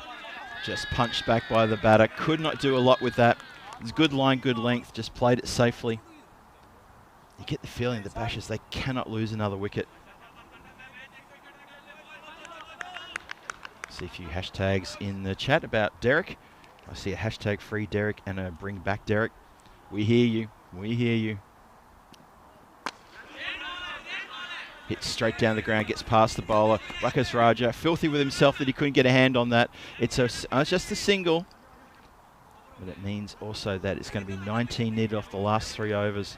You'd think the Bashers should get it from here. Things just slowly going their way, but there's been 3 wickets falling in the last 2 overs. Just remember, we've still got one more game to come. Match 16 starts at the top of the hour, starts at 7 o'clock. That's in about 24 minutes time, depending on how this game pans out. Should finish on time. If it does, we'll start this last match at 7 o'clock. Antwerp Giants are back to play against the Ostend Tigers. So the Ostend Tigers, it is a slight change to this team as well. Sai Tipi comes in, so does Zeshan Diwan Ali comes into the side for his first game with the Tigers. And the Antwerp Giants looks pretty unchanged since this morning. Try and get that graphic up again and tell you if there's any changes. There's a dot. They need dots here. Ostend Tigers need to take this to the last over. Need to push it. So Amin Shah, who bowled out of his skin in his first over, gave us 1 for 5, and there was a run out in there as well with a terrific pick up and throw from Wakas Raja from coming off the long off boundary. Amin Shah now needs to give us a bit of magic. Oh, it's an edge. Swing hard. You get the edge. It's going to fly away for 4. Oh, hands on the head. He knows he's brought the rash shot. Ekrami just swings for the rafters. Look at that. Spins himself around, but that goes all the way to the boundary for 4. That's going to hurt. The 100 up with that shot as well. 100 for 6. Chasing down 115. So it's 15 runs in 16 balls. That's the equation. The Austin Tigers have fought back really hard. There's been counterpunch and counterpunch in these middle overs. They're going to have to dig deep here, and they've got another match after this as well. The Bashers, well, could they be on their way? Clumped out towards the man at point boundary. Picks up, just throws in just the single. They can do it in singles if they want. Singles would get them the game and get them 3 points.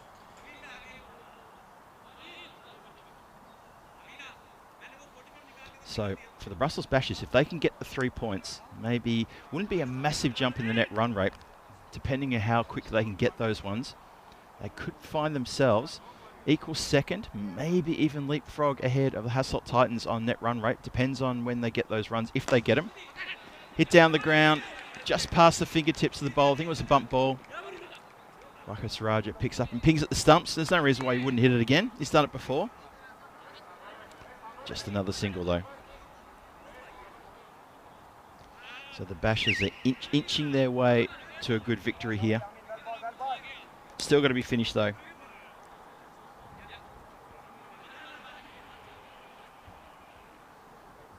Amin Shah, he's got 2 deliveries left in this over. It's been pretty impressive. He came into the team in this match. Didn't really set the world on fire when he came to bat. However, he's done great work with his bowling.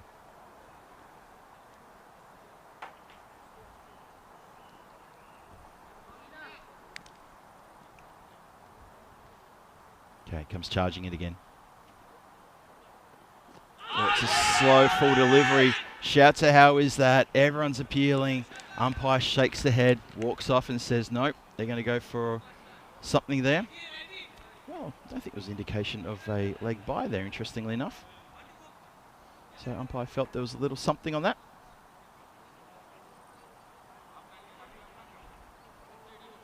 Now, it's going to be Rakatullah Shahidi. He's going to take his strike. He's only faced 2 deliveries. Look at that. Short cover. Short mid-wicket. Shouts out, how's that? And given the shout for LB is agreed by the umpire, says yes. The batter is asking, what are you talking about? I don't think you need to ask that question because you've just been given out leg before. The umpire has said it's good enough for me. Angles hits the back leg, pretty much adjacent to leg stump. Have a list one more time. Is it doing too much? Whoa. That could have been doing a bit too much. The umpire just took a little step just to his right there, almost like he was going to sort of call over. And in the end, he's given it out LB. Amin Shah does pick up a wicket. Rakatullah Shahidi has to go leg before wicket. 7th wicket falls. That little ray of sunshine is still there. It's either the light at the end of the tunnel or it's a freight train coming straight at you. Either way, there's a little bit of light there. 8 overs gone, 103 for 5. 12 from 12 is the equation. Captain Ekrami, he's still out there. He's looking to guide his team to a memorable win here against the Austin Tigers, who have fought back really hard in these middle overs. Goes inside out. Oh, that could have almost gone a hand. It was catching height. Straight out to the fielder deep. Just the single. Siddiqui on strike. We saw Siddiqui in the Golden Ball match last night, lit up the place with a massive 6 out of nowhere. It was a full delivery at the stumps. He swung hard, connected beautifully, and out of nowhere pushed the ball away. Well, he elevated the ball for 6, and he took the game towards a Golden Ball. Incredible stuff from him. What can he do here? 11 from 11. What's the instruction? Belt it or play it just for singles? He plays it straight, gets past the bowl. He got a little something on that, I think. So just in singles.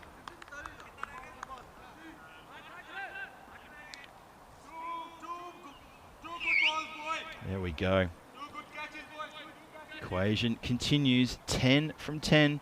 We're sticking at this 6 runs needed per over. Sticking at a runner ball now. They can do it in ones if they want to. Although that would be leaving it for the last over. It could be quite nerve-wracking. Hit down the ground. Should be stopped there. Oh, Wakas Raja. It does get through. Bit of confusion here. Could be a run out. Going for the double play. We're going to look at the replay here. Rakas Raja takes it on the ankle bone too, which is why he had a slight misfield just in front of us. Giving it a rub. He got the ball back pretty quick. Good support too. Going to have a look at the replay. Have a look at this. So there's the spill. Picks up and throws. Now, watch this come in. Firstly, bowler's end. And he's home. Slides the bat. Learnt the lesson. Good work. And then the throw to the keeper's end is not in play. So it is not out. Oh, tension here at the ground. They get through for 2. So nose is in front now. 8 from 9 is the equation. Alakazai with the ball. Still got 3 to go. Punched out towards square. Goes to the man on the boundary. Oh no, he's out of spill. It's... Oh, I think that's actually stopped just shy of the rope. Incredible. It stopped 6 inches short of the rope. It hasn't hit the rope. They get back for a couple. Have a look at this. Just that spill there goes to ground. Watch the ball. It's going to pull up right there. Can you believe that? But they still get back for a couple. So that's a couple of 2s there. 5 from 8 now. Brussels Bashers. They're looking like they're on their way, but still a bit left in the game maybe. In the air. That's either going to go for 6 or it's going to be caught.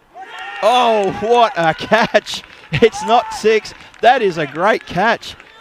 I'm not sure that player had any right to hang on to that ball. Twisting, turning, absolutely twisting himself inside out to follow that ball. And it ends up going straight in the center of the hands. That is that Siddiqui down there? No, of course it's not. That is Abdul Muhammad, who takes an absolute ripper. Watch this one more time. Look at that, twisting. Got it in the fingertips. Oh, we're not done yet. We are not done yet. Siddiqui has to go. 110 for 8. 7 balls left in this contest. And it's 5 needed. 8th wicket falls. Oh, the players are feeling it. They're feeling a bit of the burn here. We're down into the tail. There's a lot riding on this now. Harain is the new batter out there. He's in the side for his bowling, not his batting. Rafael Alakazai, what can he do here? Just got a wicket. Just chips it around the corner. Looking for 1. Will they look for 2? Oh, I thought they might go for 2 because that was the last ball of the over. 111 Lord Nelson for 8 after 9. We go into the 10th. 4 runs needed off the 10th for the Bashers to pick up the win here. Ostend Tigers looking to just protect that short little target there. Rakas Raja getting a bit of emergency treatment with the magic spray on his ankle bone. He took that one pretty flush on the bone just in that last over. Oh boy, who bowls the last? It looks like that's been decided. And is that going to be Faisal Khalik? It is. Faisal Khalik with responsibility. Needs to protect this. How is the field going to go? What's Sherar Sheikh going to do here with the field? He's pushing square leg, backwards square leg onto the boundary. Keeping the long off and the long on, of course. Deep mid-wicket stays there as well. Short mid-wicket.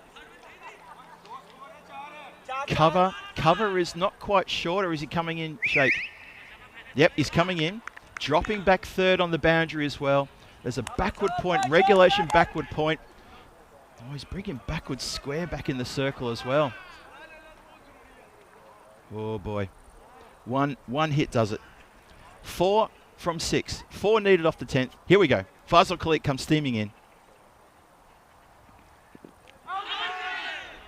And that's nicely played. Well, he gets bat on ball and they get through. No, he doesn't get bat on ball. He gets leg on ball and it's going to be a leg by.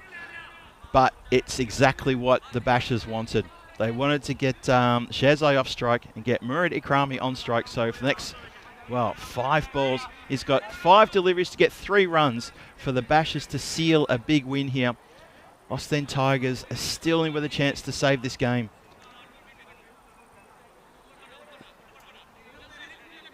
Ooh, a bit of tension here at the ground. Remember, we've still got 1 more match after this. We're not done yet. We may have to push back the start time of the next game too. I'm just looking at the clock now, just keeping an eye on that.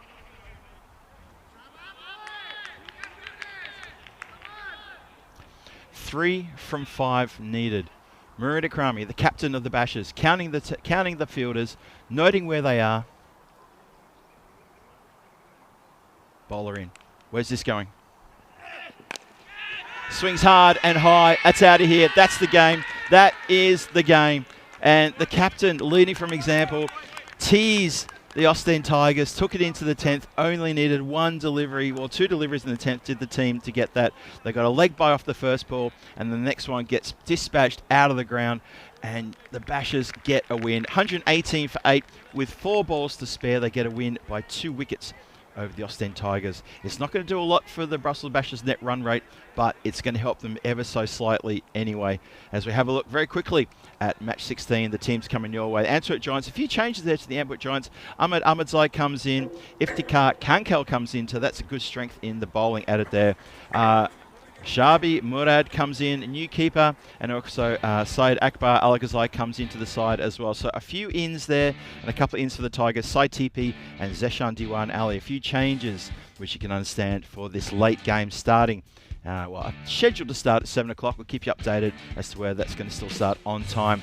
As we have a look at the highlight reel, well, the highlights will probably be 6 sixes in the first over from that man, Muhammad Aziz, who lit up the ground and took that man, Fahim Badi, to the cleaners. Absolutely took him all over the place with an astonishing display of power hitting. So very good. Put them in a great position. And that was, well, it was hard to come back from there. A few little good things happened, though, you got to say, for the Ostend Tigers, but you sort of felt that after that first over, the shoulders were slumped. They felt they were already absolutely battered. They had no chance of getting back into the game, but they fought, they kept at it. And that's the thing about this kind of cricket. You keep at it, you keep going. You don't finish until it's time to finish. And some of these highlights here, look at that for a terrific catch, a bit of a miss there as well. And so, you know what, it was so tight there for the Ostend Tigers. They tried, they threw everything they had, every single thing they had at the Bashers. The Bashers, they struggled, they got knocked down a little bit. There was a really big wobble. It was when Aziz Muhammad, when he went out, you sort of felt, hang on a minute, because there was like I think a wicket the very next ball. The run out from Waqas Raja. But yeah, a lot happened there. It was really exciting stuff. Some really big hitting there as well. It went absolutely crazy. Look at this. And the catch was dropped. There was a few drop catches. The Tigers didn't do themselves any favours with some of the outfielding. If they'd held their catches possibly. This run out, this was where things turned around. And suddenly you felt, wow, look at that. Waqas Raja gets a really good run out. And the team just all had a bit of a get around, and they were so buoyed and so excited. And yeah, it was just positivity oozing. And it was the Bashers, their shoulders were slumped. They were the ones asking questions themselves. And you could see it was a genuine change there. Amin Shah chipped in with a couple of good overs and also very good catch. Murad Akrami, though, well, I mean, what can you say about the man? He comes in, he plays a belter of an innings, does such a really good job there, and he's seen his team over the boundary to play a sensational captain's knock there.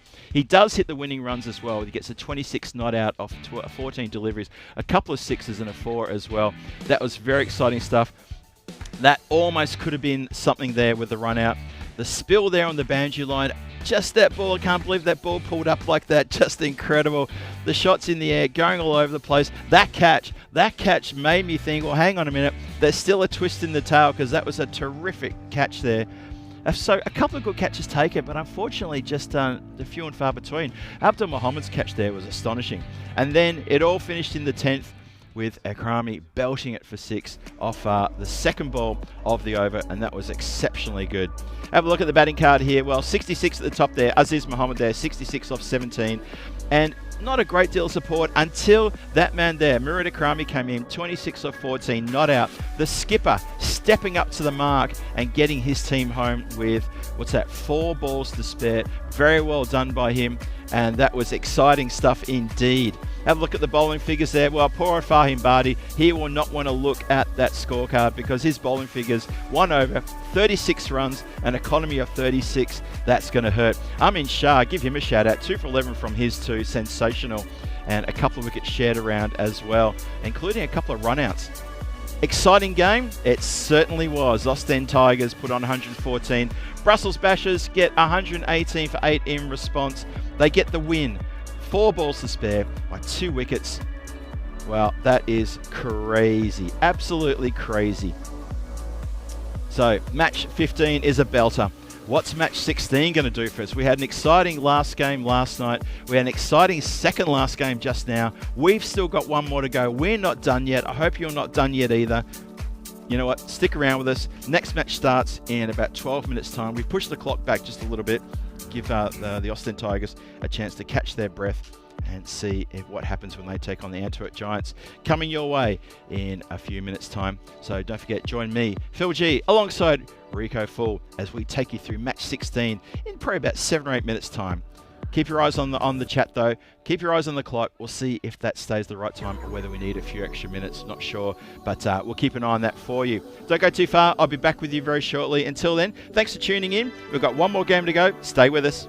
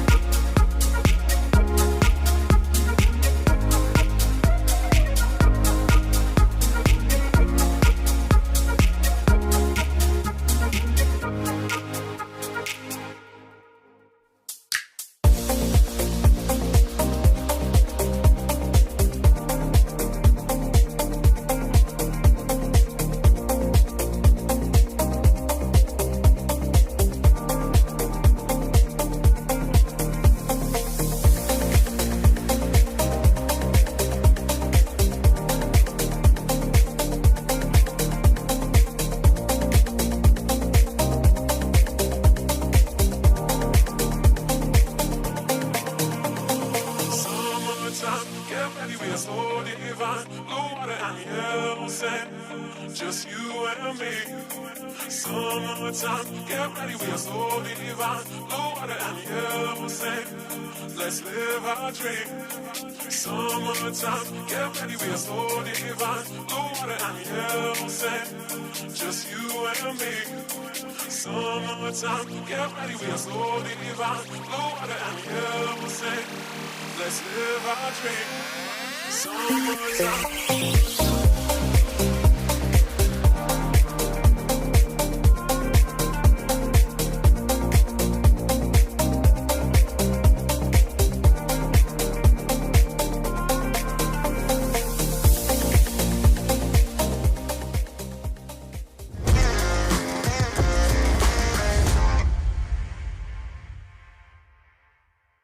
This European cricket event is proudly brought to you by HCL Software, Rado and 1xBet.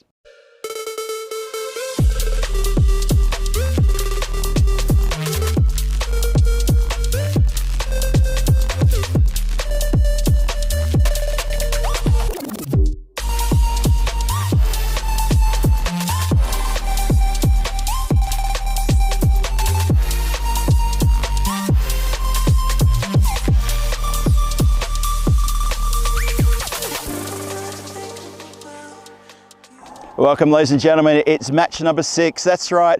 We're getting to the end of the day. It's day 3, the final match of today. And what a day this has been. This is the 6th match. We've had 5 fantastic games. Who knows what's going to happen here in this 6th game? I'm looking forward to this one. It is going to be the Antwerp Giants, fresh off their win this morning, back here for the afternoon match, or the twilight match as I like to call it, starting at 7 o'clock tonight. They're taking on the team from Ostend, the Ostend Tigers. Big game here, top of the table, trying to solidify their place, middle of the table, trying to push themselves up as well. So a lot to play for here with these two teams. And let's see how we go. It's been a long, warm day. Hasn't been too hot, it's been nice and warm, great conditions for cricket. I can't wait to get into this. Let's get across to our tournament referee, Sully. He's got the 2 captains and he's also got a coin. He's going to toss that and see what's going to happen with batting and bowling. Take it away, Sully. Giants against Tigers. Tigers to call. Heads. Heads is the call. And it's tails. We will bat first. Giants won the toss and they will bat first. Thanks so much for that, Sully. There you have it. The Giants win the toss and they're going to have a bat. Looking forward to seeing how they go tonight. Interesting that I've said a few times that the teams who play last on this ground of the evening, they like to usually have a bat second. So the Antwerp Giants have said, no, we want to set a target, and we look forward to seeing if the Ostend Tigers can chase that. Maybe feeling that because Ostend Tigers just played that previous match, maybe they're a little bit fatigued. It's getting to the end of a long day. We'll see what happens there. For the Giants, every chance for them to just nail that top spot. If they go into this game, well, they go into tomorrow being top of the table, you'd expect them to hold that first position going into finals Friday. That's what it's all about. It's all about being top 4, getting into finals Friday. You're getting top 2, massive advantage there. So without any further ado, let's go over to Rico Fall, who's in the commentary cave. Rico, take it away. Antwerp Giants win the toss, going to have a bat first. Last game of the day. It's been a great day. Hope you've enjoyed it. Let's go. Hello, and yes, it has been a great day, and how can you not enjoy it? Look, I know that we said at the start of this day that we thought it was going to be a big day for the batters. It didn't quite start that way, did it? With low-scoring matches, the first 3, but it's starting to end up that way. How about that from Aziz? 6 sixes in and over.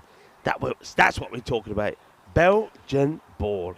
So this is what's up next, is the Antwerp Giants taking on the Tigers. Look at the changes there from the Giants. They've got some 4 new players. And remember, they played the very first match in the day. They got a win chasing that 104 they needed. And they did it with 24 balls to go, making sure that the Wolves didn't get a single point from that. But since then, you've got Ahmad Ahmadai on the side. Iftikhar Kanel, he was good the other day when I saw him. You've got Sharibi Murad coming in. And then at side, Akbar Alexai also comes into their side. Ostend Tigers, a couple of changes for them as well. Sai Tipi comes in, and Zishan Diwan Ali comes in the side for the Tigers. The Tigers today, we have also seen them in action. And of course, that was them going down to the Brussels Bashers in that 114 to 118 game. So they're going to be playing now back to back. And they made a fight of it, didn't they? But of course, how does a bowler like Fahim Bhatti come back? I mean, that's got to hurt you. You're a opening bowler, you come on the bowl and you get taken for 6 sixes, and that of course gave the Bashers the perfect start. But they came back well, I've got to say. They really made them work hard for it. Amin Shah with 2 for 11, and in the end, though they did go down, they did pick up a point, and they made the Bashers work hard for it, and only getting there with 4 balls to go. So second match here for the Tigers. The Bashers, they only play the one, and the Antwerp Giants getting ready to play their second. A big warm welcome to everybody in the chat. It's lovely to have you with us. And hello to Chris Smith. Hello to Dave again. John Heesham is in there as well. And I think we're going to have a fantastic finish. Hello to you, Ash. And just to let you know that, James Pond is doing very well. He's having a bit of a siesta at the moment. But if there's going to be a few ducks, he'll be awake and up and about. Don't you worry about it. So umpires are ready for this one. We've got Mohammed Abdul Rahman and Majid Mohammed in this one. And Mohammed Rahman Hussain is the third. Silvan Saeed, of course, don't referee. Well done to all the match officials as well. It's a long day for them as well, and they've managed it really well as everyone else here. ECN crew, well done to the scorers. And, of course, to 2 circles. So, 6-match day. It's match number 6, and it is. You wouldn't think it if you were looking out there. It's 5 past, or just gone 5 past 7 in the evening here. Still plenty of light.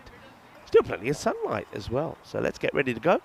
Rado will give the officials the heads up, the thumbs up to say, let's play. And you can see that it's Faisal Khalik that is ready to go. And I also see what also is ready to happen here. Oh, well, I think the drinks have come a little bit early. And that's played down the ground. It's going to be 4 runs to start. I played away. Well, so that's smashed away. Lovely shot. And that's the sort of start that we're looking for here. But we did say that we'll get some refreshments in this last match. And I know that it was Sherry Butt who was saying, well, you are in Belgium, and we are going to give you a taste of Belgium. Now, we're going to be really good, Phil and I. Look, I'm not going to lie to you. We have just received some Belgian beer. In fact, Phil's going to join me back now in the commentary cave. And Phil, now we're not, look, come in with me. We're going to be good. We're proper professionals. So, Andres, click the button. We're proper professionals. And what we will do is we'll say cheers to our viewers.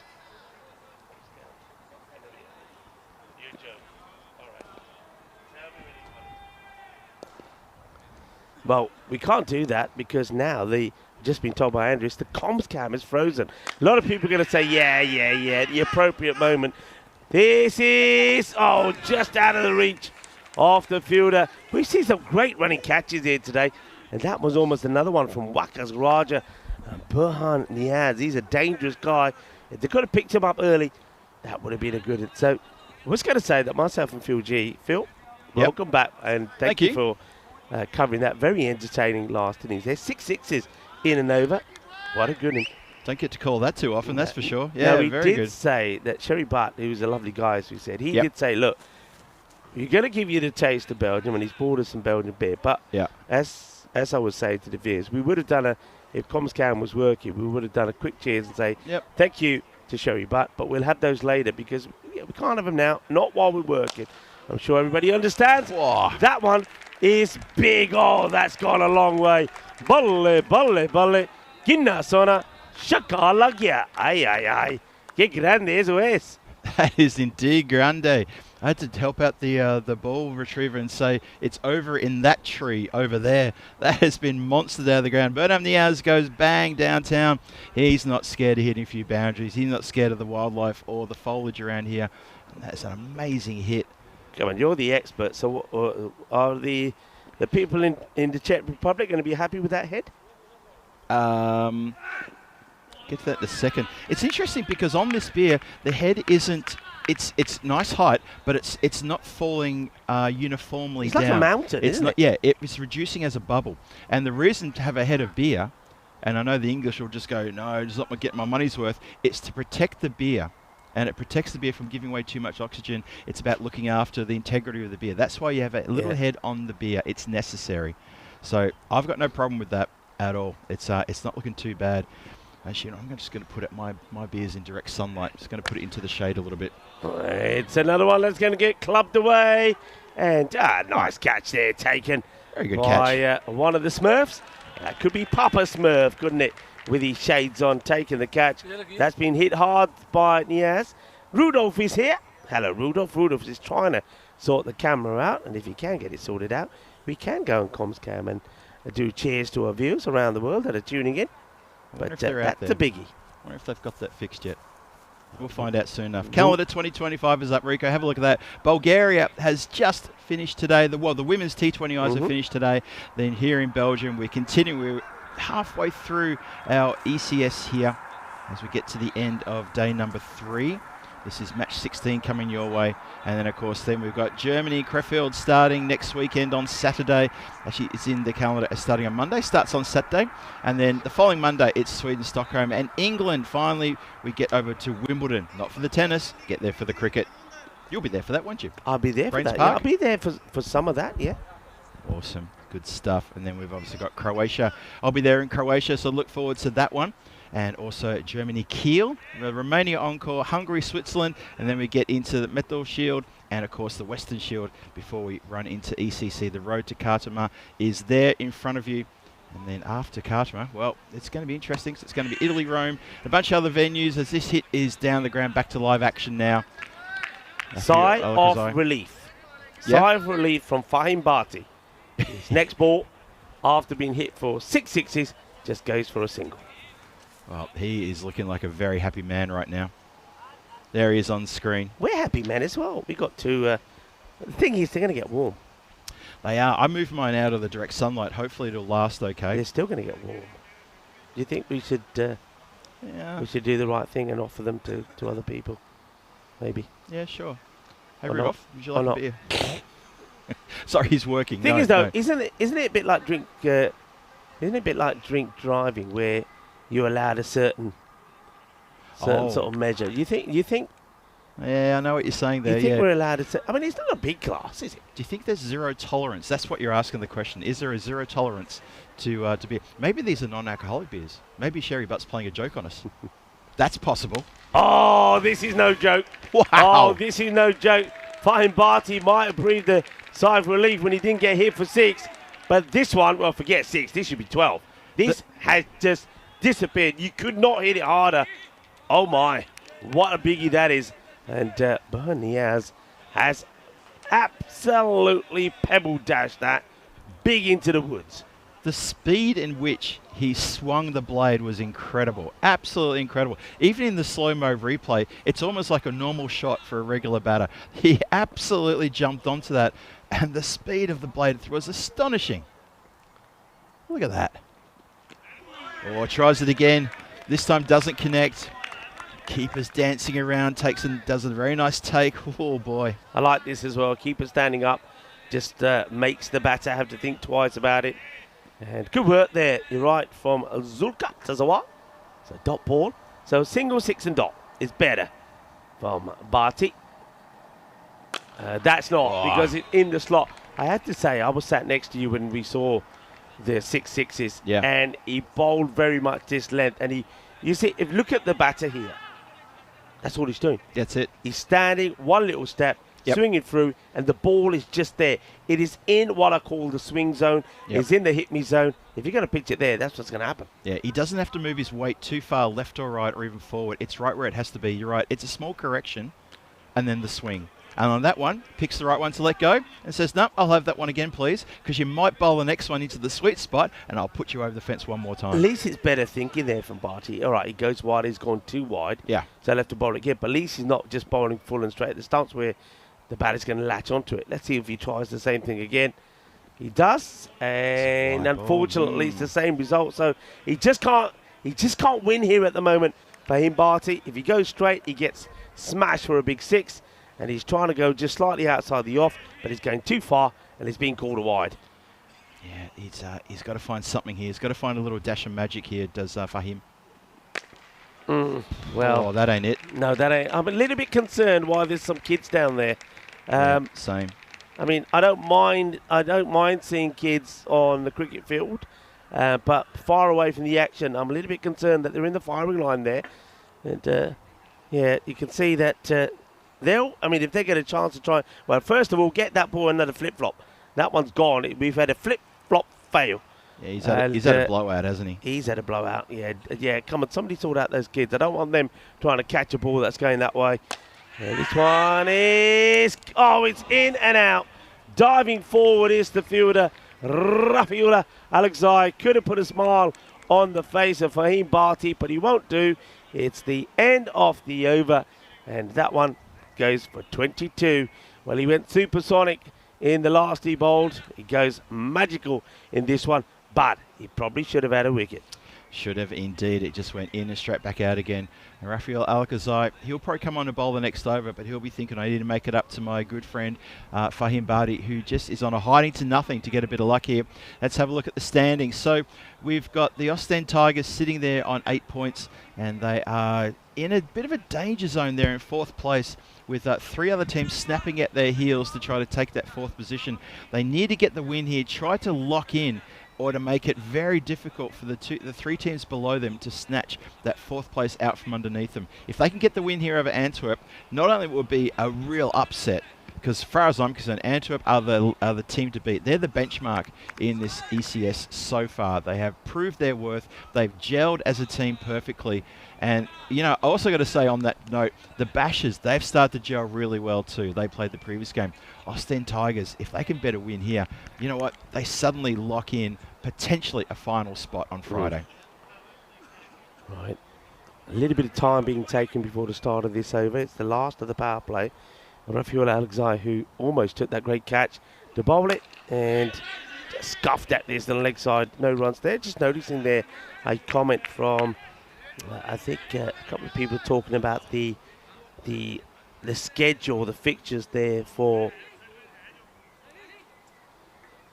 Wimbledon at Rains Park. And you're absolutely right. There'll be no cricket at the weekends. Oh, okay. The weekends will be cricket free. We'll have the weekends off. So that'd be nice. It's been a long time since we've had the weekend off. In the air, Crunch. Gone. Adios. 6 more. And Berniers here is in the mood to party. Dave is saying, Rico, why are you slurring your words? Haven't touched the stuff yet, Dave. Haven't touched the stuff. I probably shouldn't either, because as most of you have gathered, I'm taking a few pills, a few antibiotics to try and clear a little chest infection that I have. But at the end of the day, why not? Just Rico, myself and Phil G just trying to find a way to keep them cool here. You're not slurring your words. I think Dave's just slurring his hearing. That's nothing. That's a non-event. David's just trying to. I know what you're trying to do. He's trying to wind us up. He's just trying to wind me up. I don't mind that. It. Me and Dave, we go back. We got time for each other.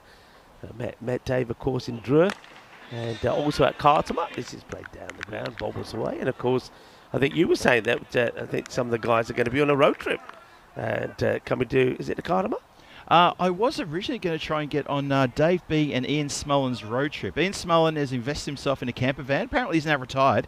And if he's lurking, Ian, congratulations on your retirement and congratulations on the purchase of the camper van. I'm looking forward to seeing a picture of that.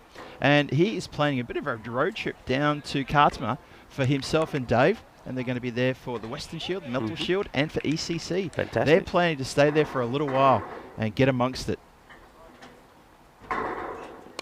High in the air, catching opportunity, not easy, but well taken. The catching has been pretty good in general here. That's Zishan Diwan Ali who comes in for this match, and he doesn't make any mistake as he gets himself in a good position and holds on to the catch. And that's a good one to take. That's going to be the end of the captain, Saeed Hakim, just not really able to capitalise. So that one's going to be gone. And it is Alexai who did put the catch down, but it wasn't Hakim who puts down. But he does make kind of amends by picking up a wicket here. And that's going to be the end of the skipper. Yep, Sadikim. His service has been finished here in the centre. He's seen walking off, looking a bit forlorn there. Doesn't manage to get into the runs, but that's okay because he was giving support to Bernam Niaz, who's up to 44 from 14, and it goes from good to bad now because it's now Sabir Zakil, the live wire himself. Mr. Entertainment, Mr. Cricketainment he is because he's so good with the bat and the ball. He lights the place up and he can get going straight away. So batten down the hatches. It's going to be Zakil time. Rafiula will be bowling to him. He's been good. He's been in good form. He's looking trim. He's probably looking the best I've seen him in a while after all the issues he's had with some of his injuries. And he plays that one quite quickly. Fielder has to get down. Does just a single to start off with, but you get the dangerous Niaz. Now, we've talked about this a lot today. Batters getting in the 40s and getting out. Yeah. And Niazi, he is in the 40s, 44 or 14. Let's see, can he help himself to his second 50 of the day if he can pick up a half century here? 6 away from it. Not going to put the mockers on him. Let's just see what happens. Alcazar charging in. They like it. They like it. And the umpire has thought long and hard about this. Long and hard about it. Did indeed. Oh, well, I don't know. What I heard was bat on ground, but let's see if there's any bat on ball here. Oh, it's a really, I mean, the batter, I got to say, body language from the batter sort of suggests, I mean, he seems disappointed. I mean, we never know. You see, he looks back, but look here, when the finger goes up from the umpire, look at the reaction. Umpire thinks and says, you got to go, and then it's a little bit of that, no, you're kidding me. So, hey, umpire, I'll say this so many times, umpire in the best position. That's it. You cursed him. I just said, is he going to be another batter that doesn't get his 50? You did another curse. I don't know if that's a curse. Cheers to that. I tried to say, let's see how he goes. I was trying to be ever so respectful and thinking, well, maybe he could. Yeah, I didn't put him on half century watch. All I said was, let's see how he goes. I'm trying to dig myself out of trouble here. I got a funny feeling that qualifies as a curse. It's interesting I mean, I like the umpires taking a lot of time. Yeah. But I don't think the appeal got to him. I think he just going through it in his mind. In the end, he thinks, yeah, I'm pretty sure he gives it. Nothing conclusive from the replay. Yep. Umpire score for me. Fair enough. Umpire's call. Yeah. And that's what the umpire's there for after all. Dave B asking, he's saying, Filthy, you said you were planning, you no longer. Well, Dave, I'm actually on the commentary team for the Western Shield and the Melton Shield, so I don't need a lift in the camper van to the ground, mate, but thank you. I'm not sure that's how I need to sort of rock up for commentary duty. I think I'd rather turn up with the crew, but appreciate the offer. Otherwise, yes, I would have been part of that gang. Oh, that Wow. was so close to scattering the stumps all over the place. Well, I was saying the other day, I think I was saying from Bulgaria, well, I know that camper vans come pretty well equipped, and, a nice kitchen and all that. So I hope that you're going to be making some nice cups of tea and have the shortbread biscuits and maybe some scones as well. I tell you, that'd be nice, a cream tea in the camper van, Dave. Yeah, I think Dave and Ian are going to have a terrific time. I mean, I'm looking forward to catching up with them at the ground. That's definitely going to happen. I haven't caught up with those two yet. I know you and Vinny have had the chance to catch up with Dave in the past, but I've missed that opportunity. So I'll be looking forward to that. Sabir Zakil just letting a couple of dot balls come through. Good bowling here. Wakas Raja. He's very good bowling from Wakas Raja. In fact, he's only missed the off stump by a fraction, so he's been a little bit lucky at the moment here, Sabir Zakil. I think he's been beaten by the pace of Raja. And now he goes high, but this is going to be a teaser for the fielder, but he can't stop it. It will go all the way. Just look at the bowler. He thought for a moment he had his man. He did bang in the shorter delivery, but the power of Sabir Zakil, even though he charges down at this, he throws everything at it, and he needed every ounce of power to get it over the fielder on the boundary. That's exactly what it was, wasn't it? I mean, it wasn't the best looking shot he's ever played, but it was so effective. He's got that power. This one is into the hands. And the fielder having a bit of fun there with us and with Saba as well. As the catch is taken inside the boundary line, albeit very close. Amin Shah jokingly looks back to the boundary line and says, I could have almost spilled that, guys. But he doesn't. He holds on the catch, and that's a very dangerous batter. Saba Zakil has to make his way back. 7 of 5 deliveries. Cracking over. What can you say about this over? He's had a bit of everything, hasn't it? He's bowled with real pace. As Raja, he's beaten the bat. He just got beaten by 1-6. That was just out of the reach of Amin. But next time round, he gets his man. So a long, slow walk off this time from Saba Zakil. Doesn't often fail that often. So he'll go. Another wicket goes down. 50 is on the board. But this is a great bowling from Wakas Raja. This is terrific bowling. He's had a really good day, has Wakas Raja. He's also been in the wars. He's had the magic spray applied to him about 3 times today. He's taken a 1 on the ankle bone. He's taken 1 on the end of the fingers. He's had a brilliant run out in the previous game. He's had it all to do. Almost saved the game in the previous match for the Ostend Tigers against the Bashers. And now he's turning it on here against the top of the table Giants. Yeah, that one on the boundary, that hit. I heard that hit in the ankle. And, Eman's, a lot of people are saying it sounds like when he came down the scaffolding, they said it sounded like some gunpowder going off. I can see what you mean. That's Eman's who's going back up the tower to handle the camera. Yeah, I think he was trying to. He was. Oh, that's going to go all the way. Balle, balle, balle, kinna sona. Shaka la gya que va que genial que grande. Es una golpe muy dulce, más dulce. De tarta de chocolate. Kinda sona. And that one goes all the way. So 6 more runs. So yeah, Eman's. I think he's trying to fix the camera. Is the camera fixed? Andres, can you see us? Is it done? Is it not? I'm waiting for Andres to tell us something. Andres? Or to put us on camera. We're waiting. Andres? We're waiting. He's gone shy now. He's gone shy. He's not talking to us now. He's unsure. He's. Oh. 6 games is too much for the camera. You see, that's what I'm talking about. All you people talking about AI, technology, you can't handle it. Can't handle what the humans can do. That's right. Clipped away, off the pads, bouncing away. It's just going to be a single. Well, Emans has tried. Now Rudolph is coming back. You know, this is what happens when there's no Santa. If Santa was here, Santa would have opened up his bag and brought out another camera. Where's Klaus? Where is he? Why do you give Santa, why does Santa have the day off? Of all the days off. Santa could have just gone into the black bag, brought out another camera, job done. Well, Rico, you and I have outlasted technology today. That's a win. A win for the humans.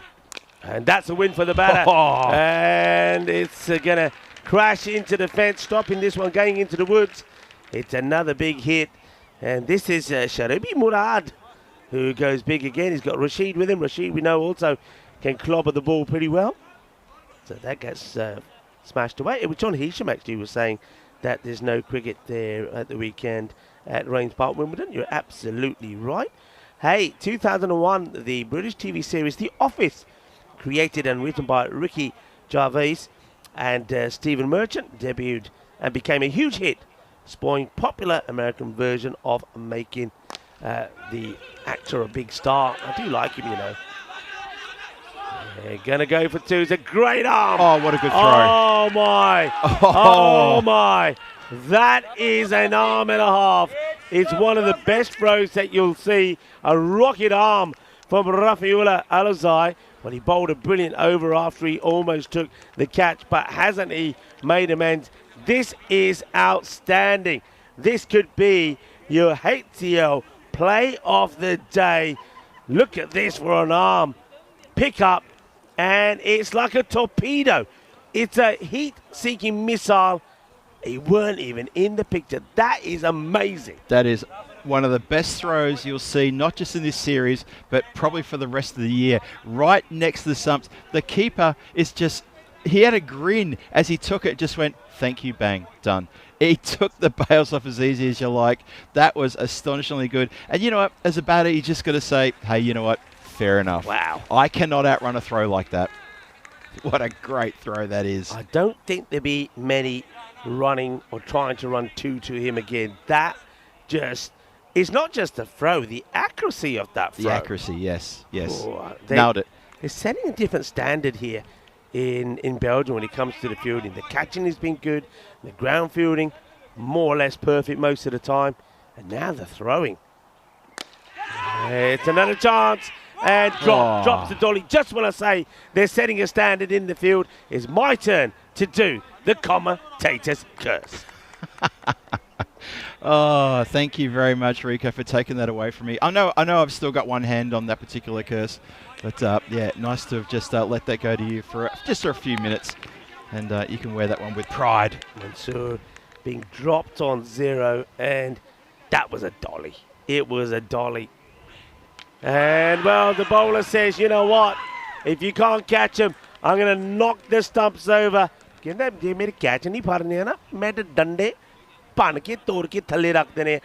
that's exactly what he does, but he takes it out on Abdul Rashid. Mansour at the other end is the lucky bunny. But there you go. This is all about the la la la la la la la la la la la. As the Smurfs take another, and have a look at this. Great delivery. What I like about that ball is, if we can see it again from the other angle, he goes wide of the crease. No, that's a good shot of it. Goes wide of the crease, darts it in. The batter plays along the wrong line, and Abdul Rashid has his stumps shattered. What a good ball that is. And, well bowled indeed by Amin Shah. Was a very good delivery, that one. Very good over as well. This really stringing something together here. Good to see. It's a good piano punch here, and you got to say that Antwerp Giants, top of the table, looking a little bit shaky now.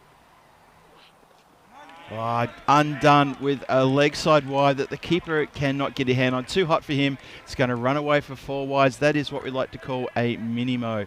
Oh, that's undone all the good work in this over. It's think about the drop catch.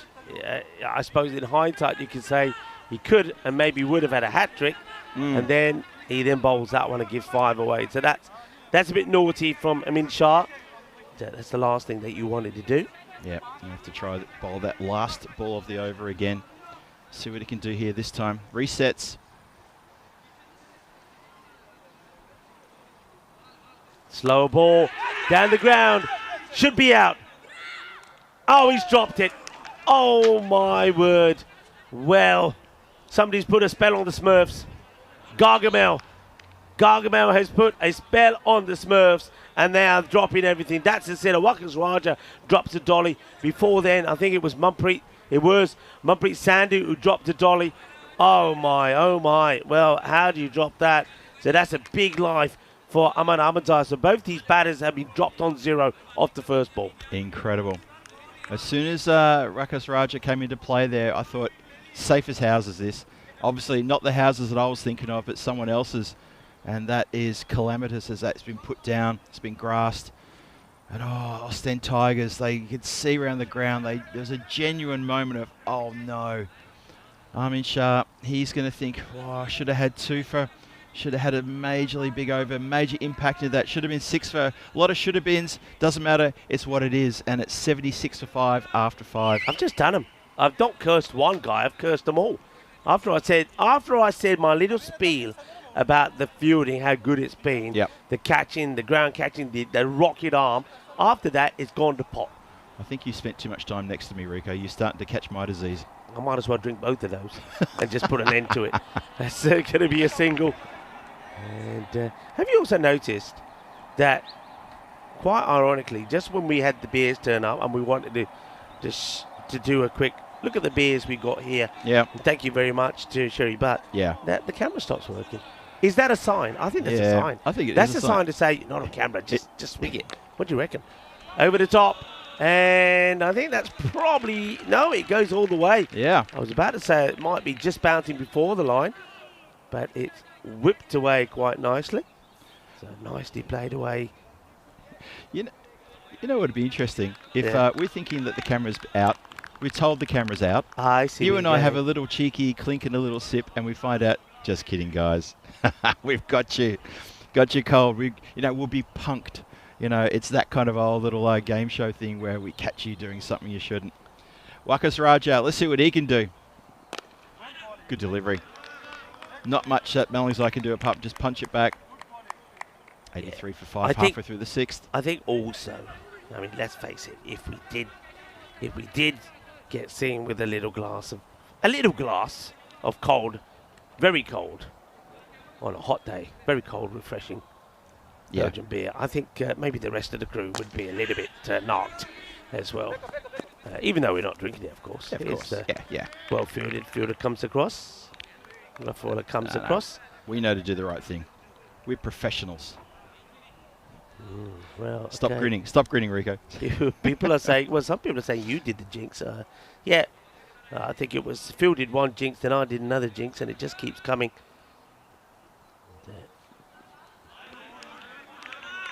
It's dot ball this time. What was Wayne saying?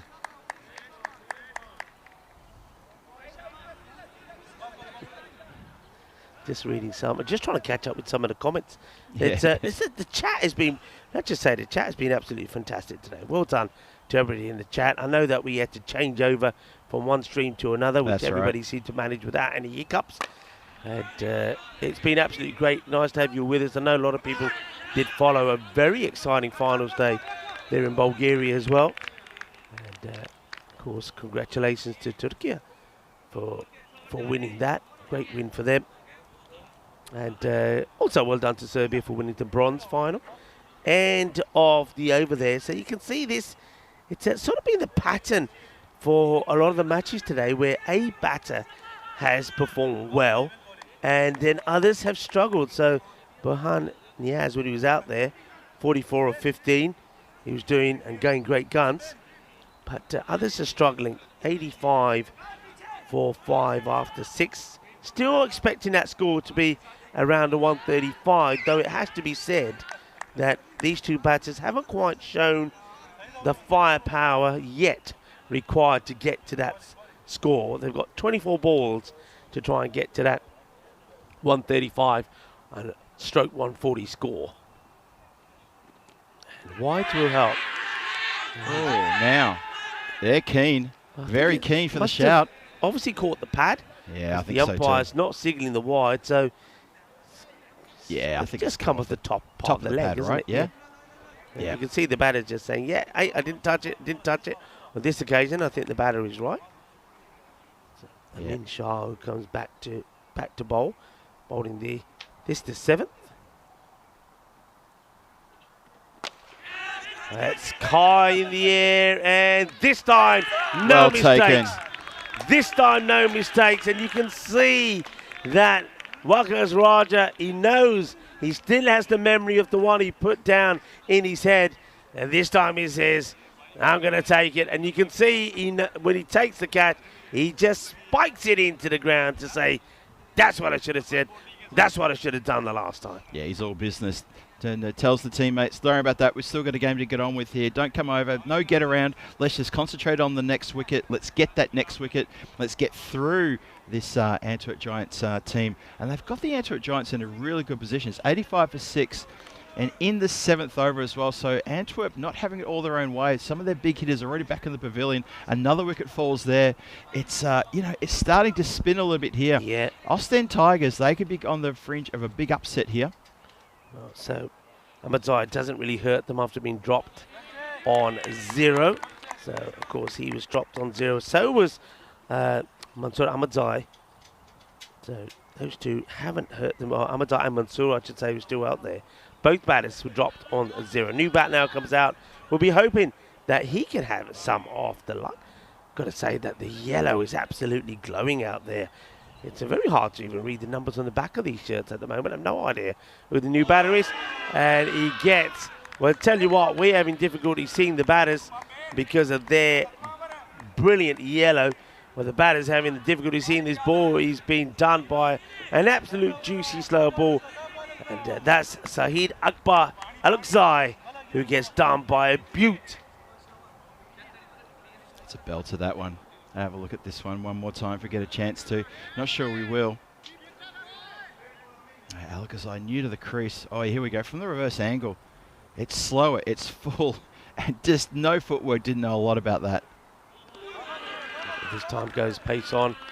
It's a bit of a wild swing, but, well, he was too completely beaten and out Fox with the slow ball, and this time with this one, he's beaten by pace. So I'm liking what I'm seeing here. Hello to Lewis, who's in the chat. Whatever on the chat. Thanks for joining us. As Rico said, it's been wonderful for you guys to keep up the stamina to stay with us today. So thank you for that. Hope you're enjoying the cricket, and obviously the 6th match here unfolded before your eyes. It's another slow one. This is elevated. That's going to go over, comms. That is landing somewhere with a thud behind us. So it gets every little bit of that. Yeah, they're just the boundaries did dry up a little bit, but that has been played away. I'm liking this from Lua. I've got to laugh at Liwia Bows. Now, I must admit, every time I saw your name, Liwia, I had to say it a few times in my head like that and say it. But now you've come up clean and said, actually, it's Lewis. But I pressed Liwia instead when he was creating the account. I'm glad you told me that, because now I can say Lewis without having to think about saying, well, I hope I'm pronouncing Liwia right. Well, thanks for your honesty, Lewis.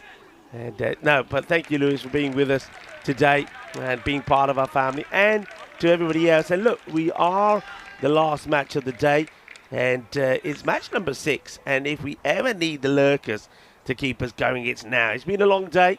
The camera's given up. The technology is failing. Tomorrow it goes back to 5 matches. Big day of action tomorrow, of course.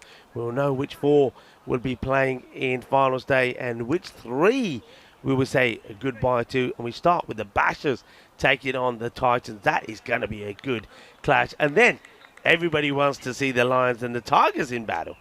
That's right. That's going to be the second match of the day. The lunchtime battle. The Stallions and the Bashers go head-to-head. The Giants take on the Titans. That could be battle for top spot there in match number 20. And then the Ghent Wolves and the Leuven Lions. Fortunately, that's turning out like it could be a battle for a bit of pride between those two teams. But at least one of them's going to walk away with a win. Yeah, a bit of pride for the Lions, maybe. Boom, boom. Boom, boom. Talking about boom, boom. This is boom, chaka, boom, boom, boom. As this goes all the way, it's another big hit from Mansour Malakzai. Well, I know that I said that at the time, that Ahmadzai, who was dropped on 0, didn't really hurt them. He finished on 3 of 6. Mansour also dropped off his very first ball. Well, if he keeps hitting the ball like that, he could hurt them. Moves to 14 off 5, and that big 6 brings the 100 up. Indeed, 100 up still. 2 overs and 5 deliveries to build on this score. So just when you think you got the Antwerp Giants down and out, maybe up against the ropes, the middle order stands tall and starting to carve up a few boundaries here. So it's not over until it's over. Ostend Tigers still got a lot of work to do over these next 2.5 overs. Oh, it's a quick delivery from, well, I think Rafaela Alexei probably wants to take this and throw it back at the stumps, but in his haste he ends up throwing it backwards. Take a look at this. I mean, it's a quick, fast delivery from Alexei.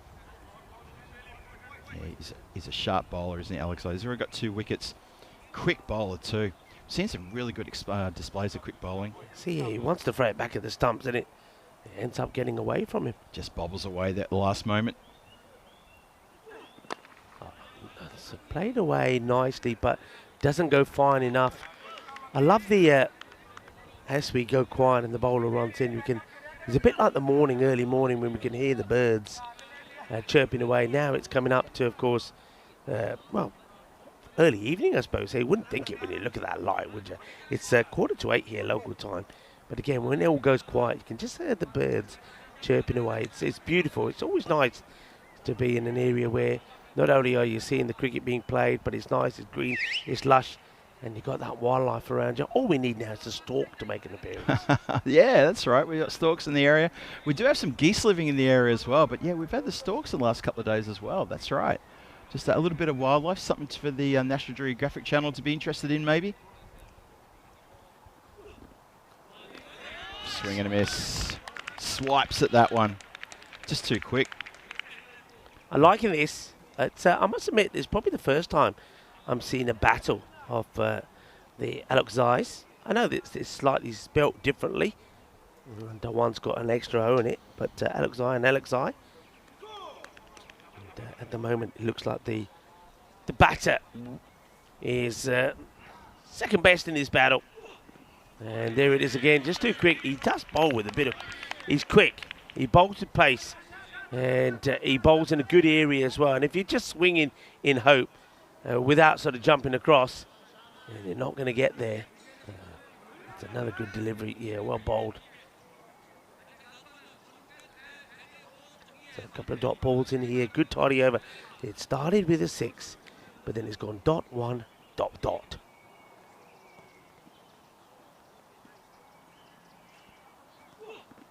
And it's going to be another. So what a good over that is for the Ostend Tigers and the Antwerp Giants, who are trying to really get a move on here. But they're going to finish with 102 at the end of that. The 8th over, so 12 balls to come. And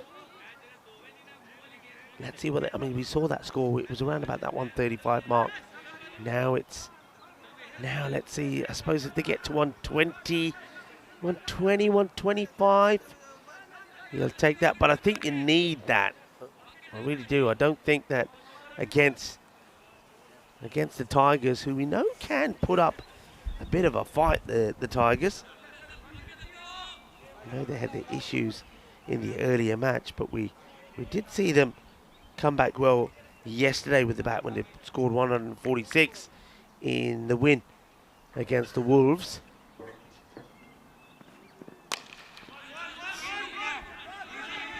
They want 2 here. They're being encouraged to go 2. There's that arm again. And he's going to get him again, you know. Wow. I reckon it's the same man again. And what a pick up and throw. They're just not learning. In fact, I think this time it's Fahim Bharti that gets throw. Look at the work from the bowler. Outstanding. You don't normally see this. There's the pickup. Here's the throw. Watch what the bowler does. I don't know if he had that properly, but the bowler, he gets behind the stumps, number 1. Then as the ball comes in, he just flicks it onto the stumps. So Alexi will go. Thanks again to some splendid bit of fielding. I'm not going to say what I said last time, though, because once I did it last time, it went to pot. But here it is one more time. Hit hard. Pick up. Throw. Done. Beautiful. Absolutely beautiful. That was great, wasn't it? Top cricket. Down the ground. Bobbles away. Well stopped and well backed up as well. So you see the fielding done there by Raja. But right behind him was Amin Shah, just in case that ball got through him. And you can see that Waqas Raja is applauding Shah and saying, yep, well done, well backed up. That's the way the game is played. It's a team game. You back each other up. And, well, the Smurfs, they're doing it well at the moment.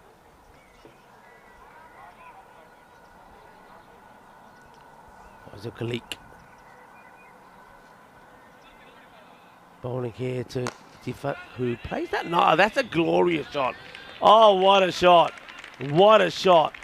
We have seen balls muscled for 6s. We've seen brutality to the Grizzly. Now we see a little bit of top draw.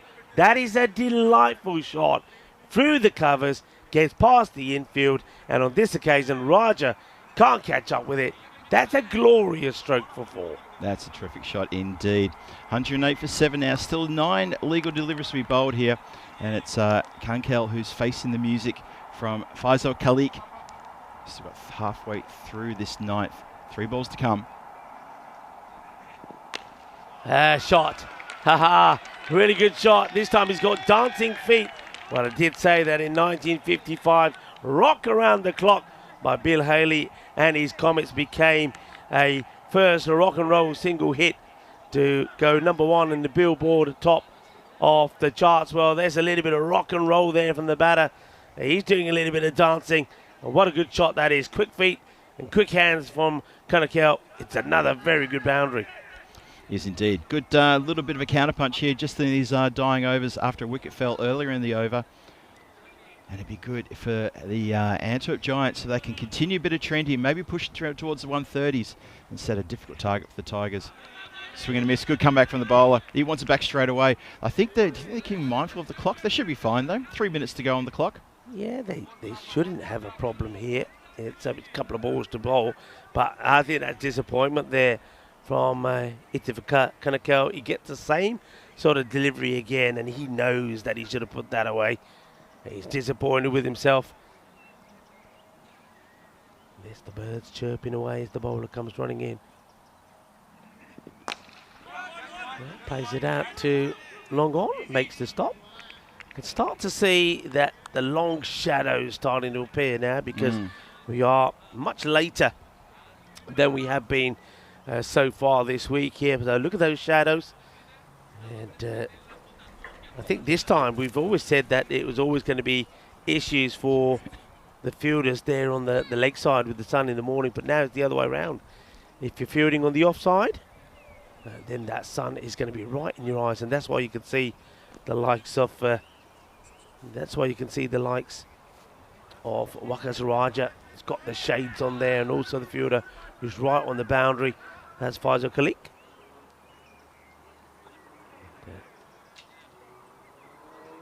Last over then, 115. They want to get 130, I think. This one, catching chance. And very well taken. Wow.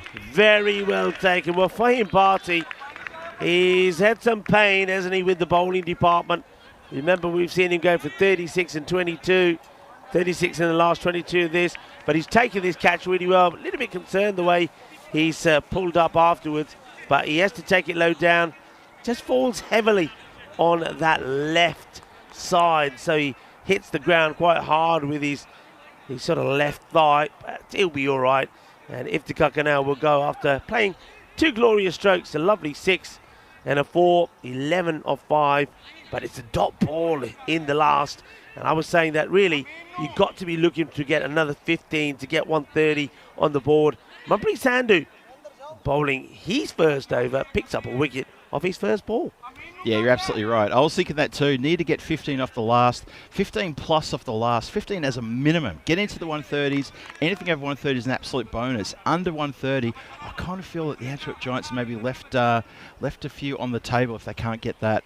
Austin Tigers, they'll be thinking that over has started really well. 8 wickets down. Note 8 wickets down. I don't think the Giants have been tested like this before. So this is really good for them. Yeah, just some conversation between the match officials, the on-field umpires are talking a little bit to the third umpire, Hussein. Not really sure what about, but conversation continues about something. I can tell you in the meantime that the new batter that has come out is Shafiullah Zakel. I'm not really sure what this discussion is about. Yeah. It's taking a little bit of time. Zakel is just standing there saying, come on. I'm ready. Are we playing or not? I'm ready. Are we playing or not? Look at that. Look at the fielders on the leg side here. It's a left-hander. Yeah. Left-handers really got a big advantage here with the sun right in the eyes of those fielders. Oh, yeah. Here we go. Good length delivery first up to the new batter from Manpreet Sandhu. Yeah, good spot to bowl it as well. Really clever spot to bowl. It doesn't allow him to get anything under that to try to take it round to the leg side. So it's a very good, smart delivery from Manpreet Sandhu.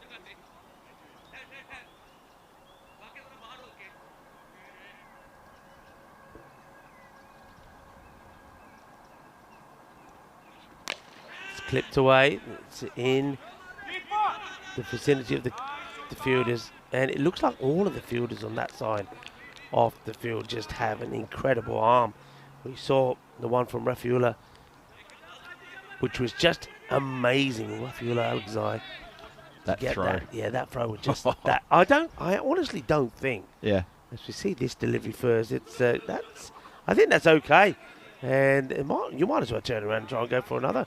I think that's right on the line, so it's not going to be a wide. Yep. It's a good delivery, which unfortunately the wicketkeeper's let the bowler down here. He just hasn't taken it. I suppose yeah. It's been a bit of a long day for some of the players as well. But yeah, I'm trying to think of the last time I saw a throw like that from the boundary to that perfection. To literally next to the stumps, exactly next to the stumps, so it fits the gloves, and the keeper literally had to move an inch. Break the stumps by moving an inch. Yeah, it was astonishing. That's going to live happily rent-free in my head for the rest of the day, I reckon. Down the ground. Us. And it doesn't quite get the power in the shot. No. And somebody who's, I think, had a really good day out there. All right, he's did put a catch down, did Wakas Raja, but I think in this match in the field, with his bowling, with his fielding, and the way he came back after putting that catch down, I think he's been good. He's been a good sort of role model out there for the rest of his teammates. Sandhu, it's been a really good over. It's not been what has been required. It will, though, go and finish with a boundary. 4 runs come off the very last ball of the innings. That will take the score to 123. But still, that's a good over. Only 8 coming off it for Manpreet Sandhu. So well bowled to him. And the Antwerp Giants, well, they probably wanted more of a giant type of score here. 123, I think, is below par. So it gives the Austin Tigers, I think, a very good opportunity to get a run chase in here. We go straight to the highlights here as the teams, they have share words with each other at the halfway point. Started off with some nice shots, but of course, Burhan Niaz, he was just in amazing form at the start of this. He was crunching the ball beautifully. He just didn't seem to be in any bother at all. Just hitting 6 after 6 after 6. And yeah, I mean, you could just, like we're doing here, you could just make like a little snippet of shot after shot after shot. The only thing was, though, and you kind of see this when it comes to looking at the scorecard, though he was doing the hitting, he wasn't getting any support from anybody else. Yeah, that's true. It's a good point. Look at the scorecard, and you know, the top order, 1, 7, 13, 2, 19. Mansell Mellingsley came out and gave a bit of support then, but you're right. Burnham Niaz, it was almost like he just had to go about it all by himself. But you know what? Sometimes you got to go by yourself. Sometimes that's the way to do it. You just want to get on with the job and take care of it. And he put together a great innings. Minimal support around him. It was really towards the tail where the people started wagging a bit. And, you know, Mansell Mellingsley's not out 19. A small cameo from Syed Akbar Alakazai as well as Kunkel towards the end there. 10s and 11s in very quick time, hitting the boundaries where they can. In the end, look, it's not a bad score on the board at 123. Was it 123? I think it was. We've seen that total, 120. We've seen that total a few times, haven't we? Yeah. And it's been overhauled. So this is going to be really tough for them to defend. However, it's going to be a good test for the Antwerp Giants as well. Austin Tigers, well, look, they're going to think we need to get this win. We're under hiding to nothing. If we don't get the points here, because we didn't get the points in the previous game, well, we don't want to finish 5th on the standings. That's right. I mean, that was that one certainly does help.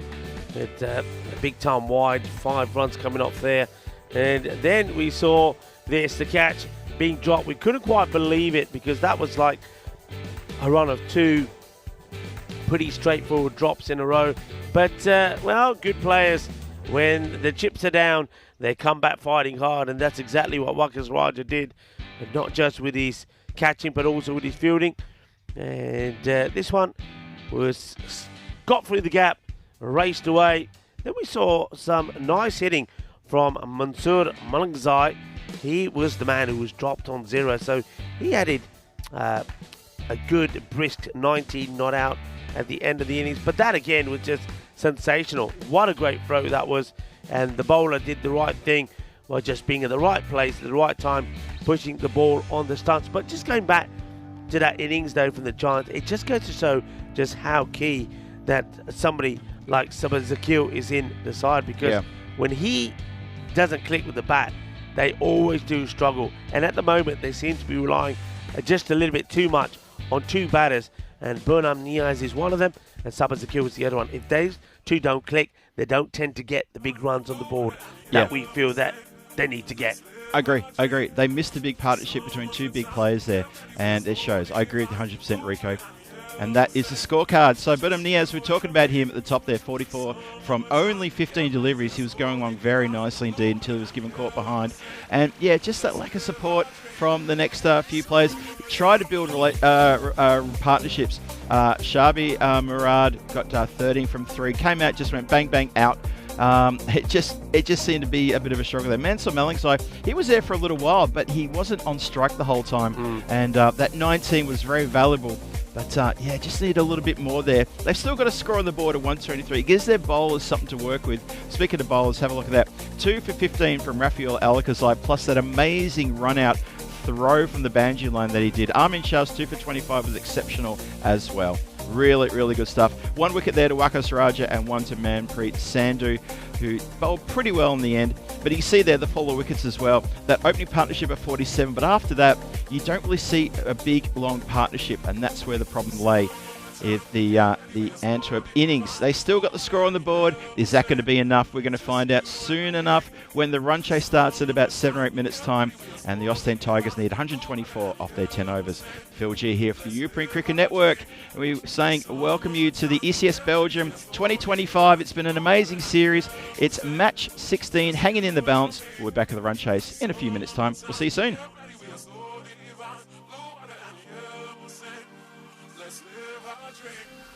Summertime.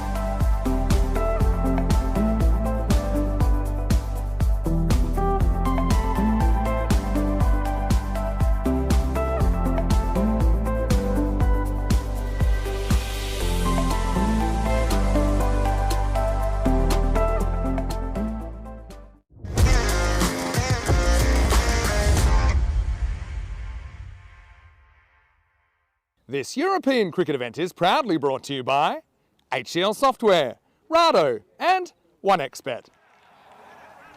Welcome back for the final time today on this Wicked Wednesday, this wonderfully Wicked Wednesday, because it's been 6 matches.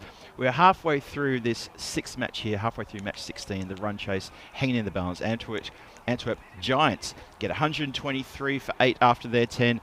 So they come out to field now. If they can restrict the Ostend Tigers to 86 or less, then they're going to pick up themselves a bonus point. 7 overs or less for the Tigers to chase down that score, chase down 123, and they get all 4 points. So that's the bonus point system. It's in play. It's there to be taken, and it's also there for the Antwerp Giants to go undefeated, 4 wins on the trot if they can pick up the win here today against the Ostend Tigers, and that would be a massive, massive moment if they can do that. For the Ostend Tigers, they've got a bit to play for here. Let's have a quick look. Yeah, so they've, Antwerp Giants already won 4 in a row. My apologies, already won 4 in a row. If they can get a 5th win here, then they will elevate themselves into an unassailable, pretty much unassailable, untouchable, top of the table situation there, and it will be just up for the rest of the teams to try to chase them.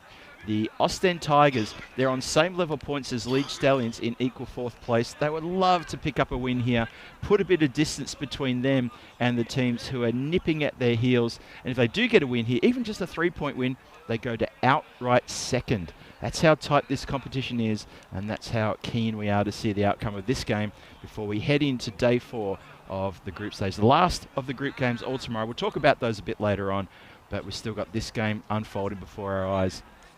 The Tigers have done themselves every bit of favour here by restricting the Antwerp Giants to 123. 124 to chase here as the shadows are getting long. One half of the ground, well, no, not the whole half of the ground, but a good fair chunk of the ground is in shadow. The other half of the ground on the left-hand side, as you're looking down the screen, has got the setting sun really getting stuck into the eyes of the fielders. If you're fielding as a right-hander, or actually as a left-hander, sorry, taking strike now, I got to say, if you're fielding on the leg side for the left-hander right now and Abdul Muhammad's taking strike, you'd want to have a pair of sunglasses on because you're staring straight at the sun. And believe me, you want to be friends with the captain and say, put me on the left side, put me on the right side of the ground, please. Here we go. The run chase starting in earnest. Struck. Oh, that is actually, I thought that maybe just escaped. What a catch. Abdul Rashid goes on a run. He jumps off the ground as high as he can and reels in an absolute perler. First ball, wicket falls. Abdul Muhammad has gone for a first bowler, and I cannot believe how high Abdul Rashid has leapt here. Watch this one more time. Crunched, but the leap, timed to perfection. Oh, that's an absolute ripper. Goes on the run. Cannot believe it. The shouts of delight from the Antwerp Giants. What a get around as well. That is an incredible start. Abdul Muhammad goes for our first bowler.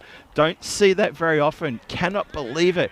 He's picked the shortest man on the ground in the covers who has leapt and taken a screamer AFL style above his head. Oh, so proud of that catch. You have to be. Rico Full joins me. Rico, I'm speechless. Take it away. It's an absolute blinder for a royal duck.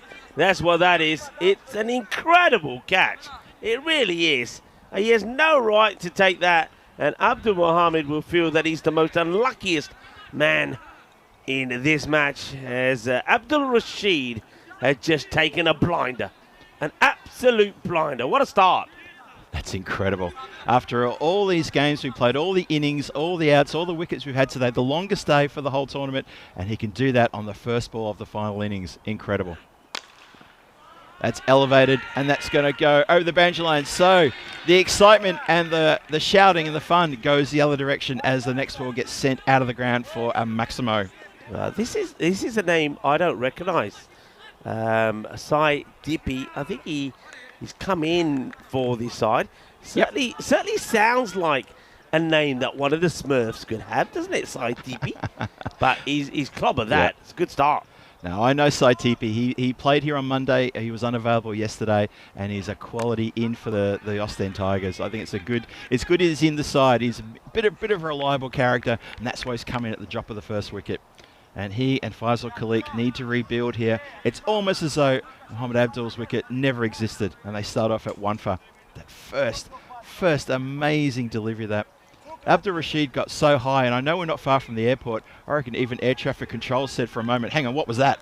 Did you see that blip on the radar? I don't think because it happened so fast, Phil, I don't think the camera does that any justice. Yeah.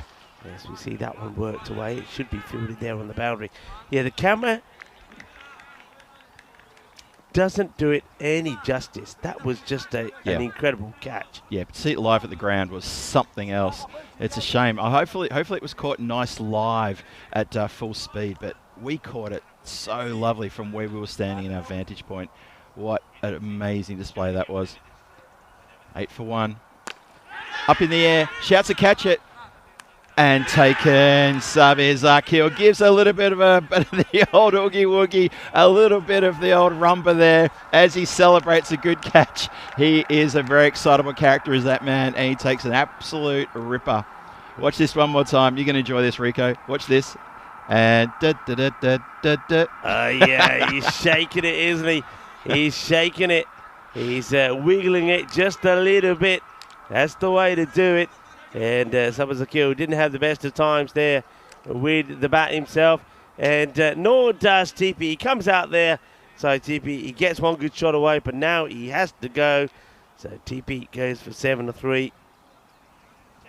That's, well, look at this again. Just one more time. Just one more time. There we go. That could make the highlight reel for all the wrong reasons. That's a lovely bit of celebration there by Sabir Zakil. Yeah, real character, that man. He's giving it a twerk, eh? A twerk. We're seeing a twerk on the network. Twerk on the network. Absolutely nice shout there. Last ball of the over coming up.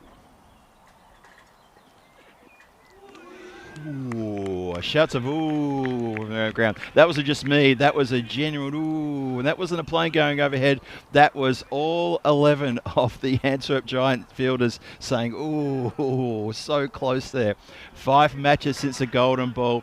You never know. This is that kind of score. You just never know. That could be something that gets reset in the next 24 hours, maybe in the next hour. I don't know. I'm no soothsayer. I definitely don't have my... oh, hang on. Let me get out of the way. I'm getting him.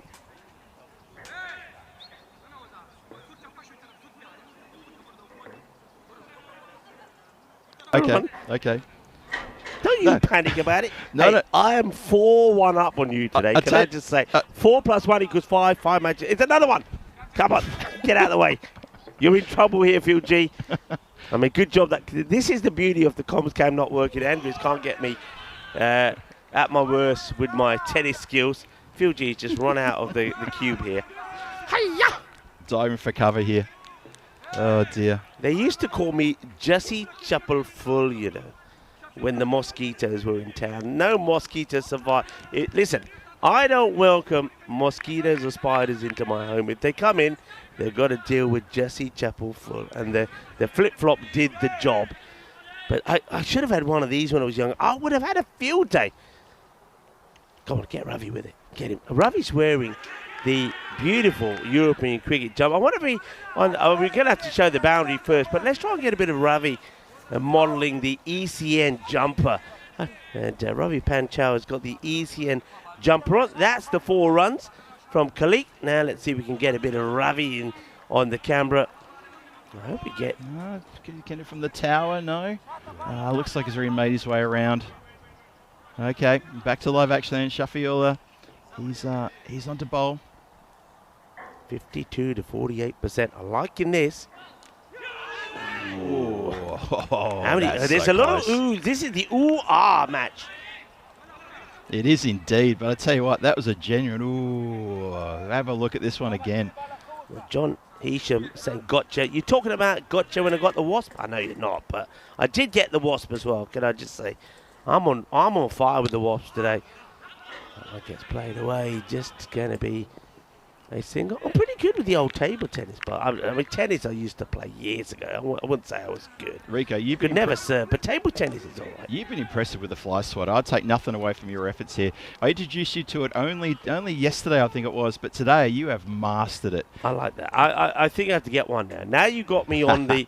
Now you got me on it. I've got to buy myself one, and I don't want that. I don't want it made easy for me. I don't want the electric one. You want the electric one? Nah, I like the challenge. of having to manually get them. Yeah, I feel good about it. And it's another one. It's a fly. Now you can have that one. The thing is that I'm worried about one of us getting an electric one and having a few gags with each other. Chance of a catch here. It's up in the air for a long time and taken cleanly. That is another wicket. And the Giants absolutely on top here. Austin Tigers in all sorts of trouble. Another wicket, and is another. Well, that was the fly that just got squatted. It wasn't Derek. And G checking that he didn't squat it into the beer that we're still waiting to savor at the end of the day. Though it has to be said, we're going to have to savor it when it's warm. But hopefully, once we do finish, we'll get a nice refill in the clubhouse and sample a nice cold one as well. There's the catch taken. It's another one who bites the dust. It's disappointment really for Tasawa, who's going to get 0 of 3. Pooch alert. We have a pooch alert. Well, let's make sure that Tara is out the way. Where's Tara today, by the way? I haven't seen Tara today. We only saw Tara in the morning. Yeah, interesting. Maybe out hiding away because there's a dog in the vicinity. 17 for 3 after 2. This game is really hanging in the balance here. Still need 107 runs and 8 overs to do it, but 3 wickets down. That's the thing for Austin Tigers. They've lost 3 wickets. Faisal Khalik is still there. He's a big hitter. He needs to settle in and get a good score on the board. Sherar Sheikh, he's also a big hitter. And if he can get things fired up as well, you never know. So between these two, a lot on their shoulders, but already 3 wickets down. That's damaging. Yeah, we've got a lot of people in the chat. And it is the last match. We have some random questions as well. So I've got my last question for you all after this delivery, which gets just pushed away on the offside. No run. That field is nice and tight on the offside. So which England captain holds the record for the highest test score in an innings on debut? There we go. It's kind of a straightforward one. I know. Yeah, go on. Tell me your fear. Yeah. Fuji's got it. Okay, then I keep quiet. It. I'll keep very quiet. All right, well, the batter's got this as well. And boundaries are what they need. That's going to go all the way. Manos arriba from the arbitro. Porque eso es 6 carreras. And that's been played away. We're getting some different kind of camera shots in there because of the sun coming down, depending on the camera that's capturing the shot. It's either hazy because of the sunshine, or it's pretty crystal clear like this. Interesting. There's a bit of a discussion at the top of the bowler's run up here. I'm not sure the Giants need to sort of retreat into, what are we going to do next kind of thing. It was just at 1-6. Maybe they're trying to talk about how to approach Faisal Khalik because he's a bit of a key player here. Well, gets him fiddling outside the off stump. Can't get anything on that. Trying to look for that gap between the infielders. And you've got third inside the circle. You've got backward point inside the circle, regulation point, and then an extra cover inside the circle as well. And there's a bit of a gap from that extra cover through to the mid-off. So through the covers, there's a massive gap there. And he looked for that then too, didn't he? Yeah, it's good bowling this. I like this for him. Itifakar Kanako. I've liked his bowling. He just as impressive as when I saw him yesterday. He gets that ball even late on a day like this where it's quite sunny, not too cloudy, where he's still getting that ball to really seam away quite viciously away from Faisal Khalik. 23 for 3, still 2 to come in the third over in the power play. Here we go. Oh, downtown. That's a loosener. That's going to land. Oh, there's Tara. There's that cat. Oh, Tara's. Oh, you might see Tara. Tara is just the other side of where that ball is at the moment, and Tara's just laid down. Tara's found a nice cool spot and says, "I'm not moving from here." I think where that ball landed scared Tara out of her hiding spot. I think that's what's happened. Tara, of course, is what the players have named the cat that came and visited us yesterday. It's a lovely, lovely cat. End of the over. Not quite, actually. Still a ball to go. I'm slightly ahead of myself. So that's probably good news, really, for the Tigers because they certainly would like to get at least, I would reckon, another boundary in the over if they can. of this one from Itifka Ganakel. They've got 20 runs of him so far, but he has also picked up 2 wickets, so he is a dangerous player. The umpire just checking that it is in fact the right ball that's come back, because, well, we have known sometimes a different ball gets found, one that got lost earlier. True. Defensively played, so didn't want to take the risk.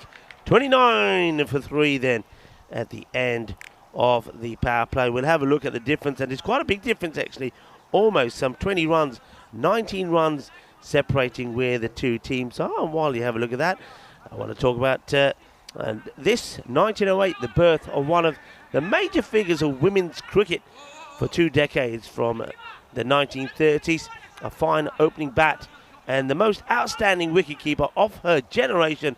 Betty Snowball also played squash and lacrosse at international level. She played 10 times for England and toured Australia twice, recording a test average of 40.86 and affecting 21 dismissals. 1908, birth of one of the major figures of women's cricket, Betty Snowball. It's quite a good record, that, isn't it? Very impressive. Betty Snowball. Well, from snowball to Belgian ball, as this goes all the way for a big 6. And Shiraz Sheikh, the captain. Now, this guy, we've seen him come good when his players need somebody to stand firm and get a big score on the board. He did it yesterday. He did it earlier today as well. He scored 2 lots of 40s, and he wants to do the same again today as he heaves this shorter delivery over the leg side for 6 runs. Lovely shot. Yeah, that's just not a good delivery.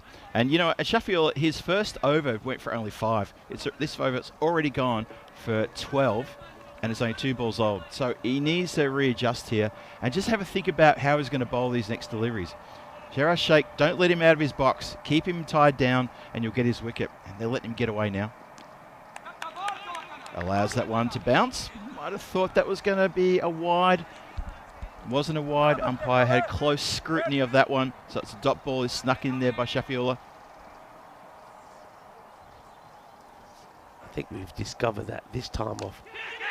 Oh, he's going to get lucky. Gets this over the fielders. The chase is on. On the Iba, Pasad Akbar Alexai.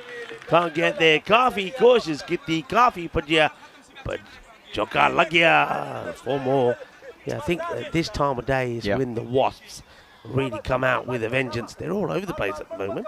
I just saw a couple come into the tent there. Yeah, they're a bit brave. We've got this very high-vis fly swatter here. It's being passed between you and me. They should know what's going on in here.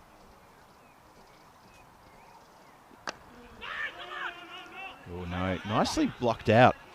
So showing a bit of respect there back to the bowl. And now the batter's thrown the bat. I think that was purely accidental, though. I think it may be a little bit just losing the grip there a little bit, Shiraz. He's okay now. He's back. Last ball of Zakhel's over.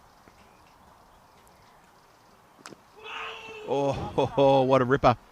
That's a better delivery. Come good after being hit for a few boundaries there. It's ended up being 16 off the over, but his dot balls were very good. And Sheffield is going to finish with figures of 1 for 21 from his 2 overs. Very entertaining and exciting match this. That run per over stays at that 13 mark. And that makes it pretty exciting. Moeen Ali, what did you think of Moeen Ali? Moeen Ali, and in 2017, had a fantastic year. I rated him. He was somebody who sort of went up and down and in and out of the team. But Moeen Ali, good player. He's career best figures of 10 for 112 in 2017, gave England an emphatic 211-run victory over South Africa at Lord's. Moeen Ali also made 87 in the first innings and became the 5th fastest Test all-rounder to get to 2,000 runs and 100 wickets. That's a decent track record, isn't it? That is very good indeed. Yep. No, I rate him as well. I had a bit of a scratch of the head when he sort of disappeared into obscurity there for a little while. And I thought, well, what's happened? Did he go out of form? Because last I saw of him, he was doing quite well on the international circuit. So we finally get around to starting the 5th over now. Sabir Zakil. Full delivery. Sabir Zakil is one of few bowlers that we know on the network. We know that he can just come on and nail the Yorker. That's what he does. And he starts with a good full-length delivery outside the off to Khalik. Firmly hit down the ground, one bounce as it goes to the fielder. Zahid Hakim, the captain, does the fielding. Yeah, Sabir Zakir. I like to call him Mr. Excitement because when he comes on to bat or bowl, it's almost like anything goes. You never know what you're going to get, but you're going to get something exciting happening. He's very loud in the field. He knows what he wants of his players and his fielders. He works very well with his captain to get the field setting as he likes. And tell you what, when he gets a wicket, he's unstoppable. Asking the question. And gone. There was a little nod there from the umpire. Says, yep, you got to go. I think if you look at this again, this is Shiraz Sheikh. He's trying to play a straight ball down the leg side. Dada's just come in and said hello, by the way. But let's have a look at this. Yeah, back leg. Back leg. He's low down. Look at Sabir Zakil. He's asking the question. The batter, a little bit disappointed. Shiraz Sheikh, of course, he is the captain.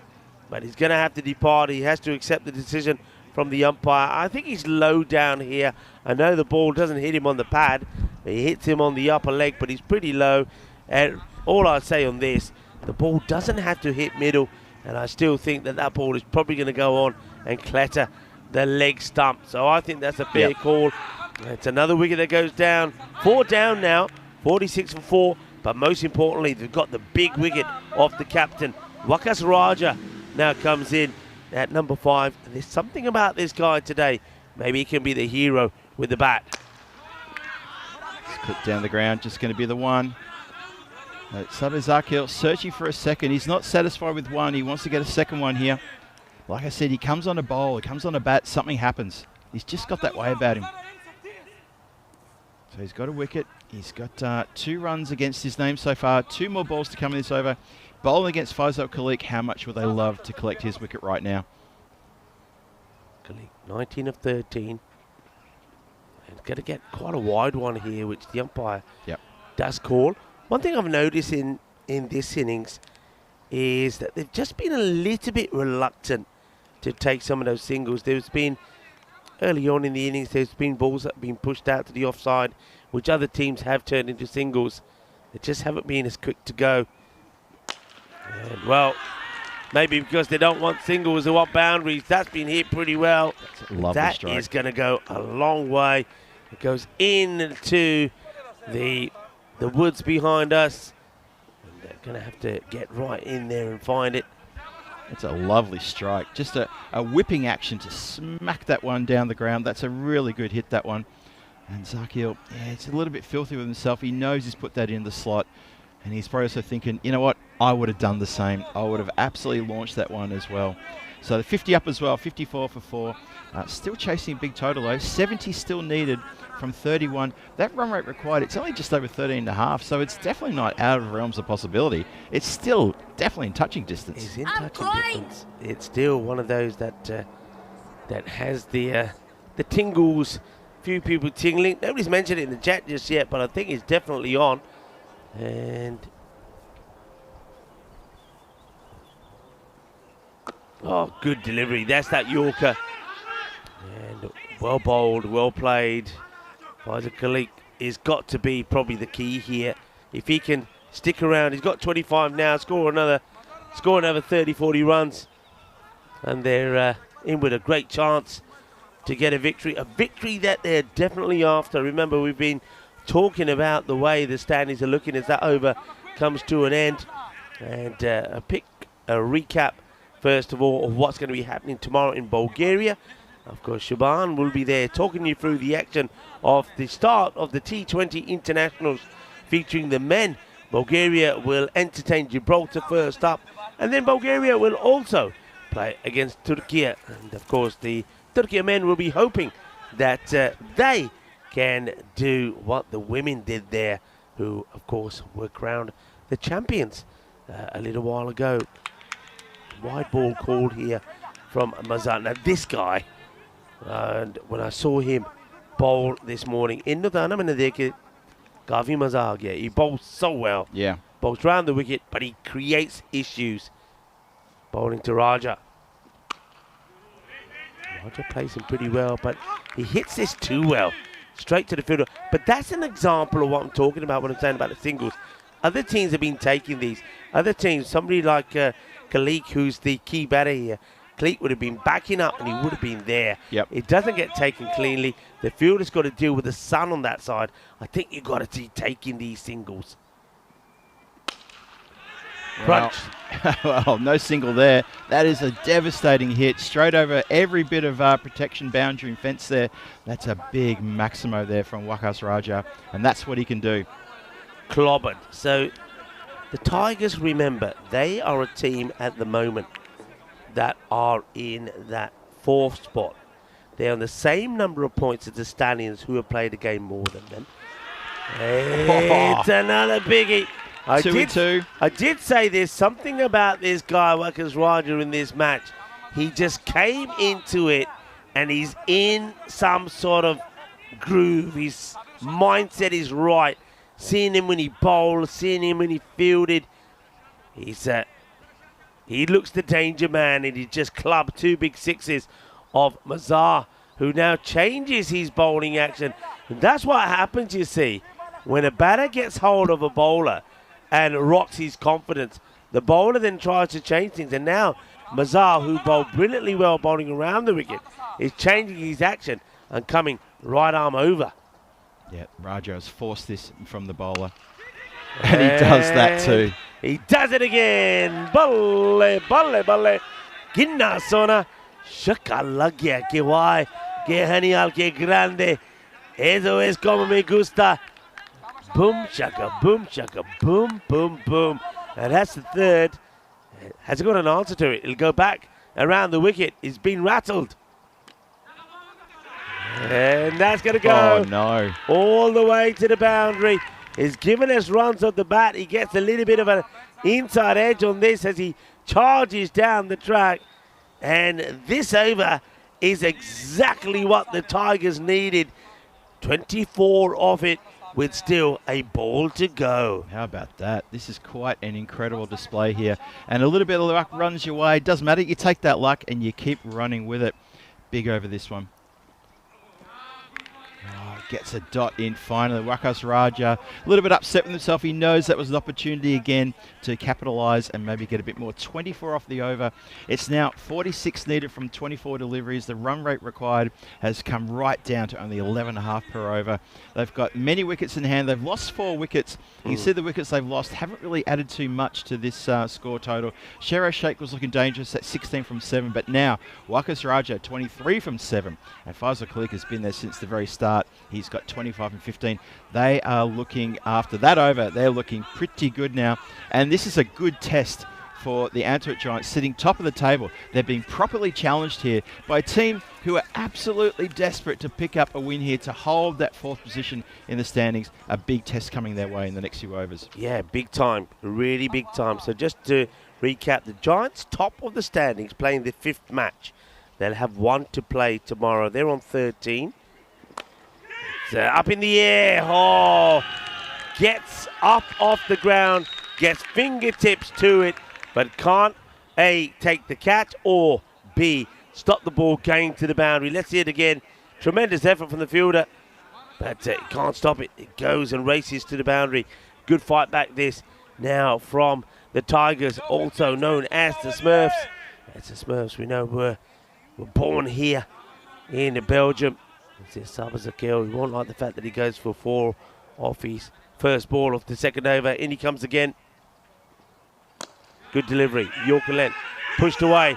They will take on the single and they will get there. Good running on this occasion from the 2 batters. So the Tigers, 4th at the moment. They want to finish in the top 4. A win here will get them into 2nd spot, which will be quite amazing for them.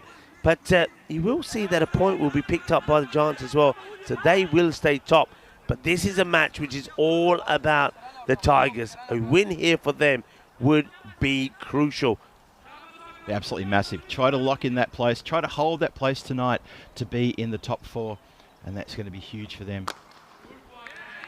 It's a good bit of bat onto this. Just takes a single. They've taken the rate down to just below that 11.5. And if they keep, I mean, you'd imagine that if they keep the wickets in hand, especially that of these two, and you take that to the last over, then you're backing them to get it. Totally. Yep. Zakil, he's trying so hard to find something here. Ooh, almost does. Just tries to play that tentatively, trying to look for the gap. Backward a point maybe, trying to get it past the player there. There's a lone player there at backward point. The deep boundary rider at point is very square. So something fine. That could run away for 4 very easily. He bowls that so well, doesn't he? Zakil. He's got that wide of the off-stump Yorker spot on. Yeah. Good Yorker too, that, wasn't it? This is great because the batter now thinks, right, he's going to bowl it again. So the batter jumps outside the off, and look what Summer does. He says, all right, if you're going there, now I'll go straight. Can we see this ball again? What a good delivery this is.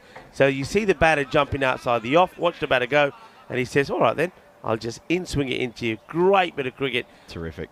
I'm liking this contest between these two.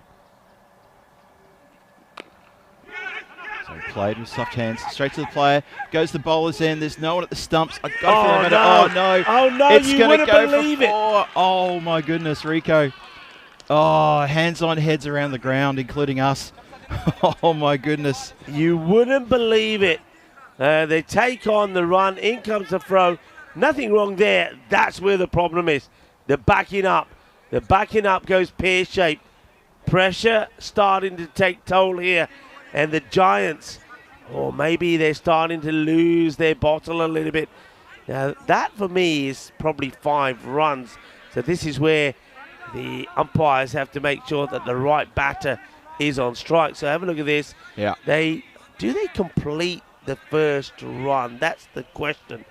When the ball gets past, it has been given as 5. Now the 2 umpires are coming together. Just a conversation here, because it's all about getting the right strikers on strike, and I think they've sorted that out. It's also been called the end of the over, and the Tigers 89 for 4 after 7. 35 needed from the next 3 overs. So let's have a quick look at what's happening tomorrow. 5 matches coming tomorrow. We're back to a 5-match schedule, and it is the last of the group matches tomorrow. 5 big games coming your way to determine who plays, and finals Friday. And top of the table is there to be grabbed if Antwerp Giants can hang on. They got 1 game tomorrow as well. Brussels Bashers are back tomorrow. All teams are back tomorrow to see what they can do with the schedules, and to see what they do with the standings. Sorry, not the schedule, the standings. Top 4 teams go through to finals Friday. Bottom 3 teams, well, we get to say goodbye to them this time tomorrow night. It's going to all to be played for. A lot of anxiety here at the field tomorrow for a few teams who are vying for that valuable 3rd and 4th place on the standings. It's a loose delivery from the captain. Down the leg side, a full toss. Hakeem gets it wrong, and the batter makes him pay. It's another boundary.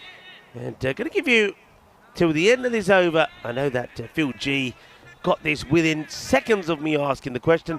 Which England captain holds the record for the highest test score in an innings on debut? Do you know how many he scored, though? Wow. I'm going to say 100 and something. Okay. Actually, it's probably more than that, wasn't it? He might have got a double. Got him! Wicket! Oh, boy. Hakim is beside himself in rapture, and Khalik has to go at a really, really important time in this match. He has to go. Oh, Rico, is there a twist in the tail? Bowls the Gundy ball, then he comes back with an absolute corker. Yorker length, which goes underneath the bat of the batter. Faisal Khalik will go. You've still got Roger out there, 24 of 8, but a new batter has to come out, and you're still needing to go at over 11 and a half and over. So the end of a good, valiant knock there from the batter, Faisal Khalik, but that wicket just goes at the wrong time for his team. And now you get Zishan Diwan Ali, who coming in at a pressure time. Well, he's a bit fortunate, actually. He's managed to paddle this around for 4 runs. It's a good length delivery. I don't quite know how he's done this. Oh, it's that the old French cut for 4. He's been so lucky there.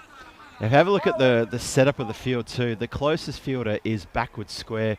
Nobody within absolute shouting distance of that ball going back there. And they still haven't plugged the gap. Not that he will play that shot again, but let's have a look. Dances down the wicket, 1 bounce, 4 runs. So it's a bit of tough love there, as there's a boundary and then a wicket and then 2 boundaries back to back. And suddenly the Ostend Tigers say to them, hang on, we've just lost Faisal Khalik. Don't worry, we're still good. The difference between getting the Yorker right and losing it by a fraction was demonstrated with the wicket and that shot. It's a good hit from the batter.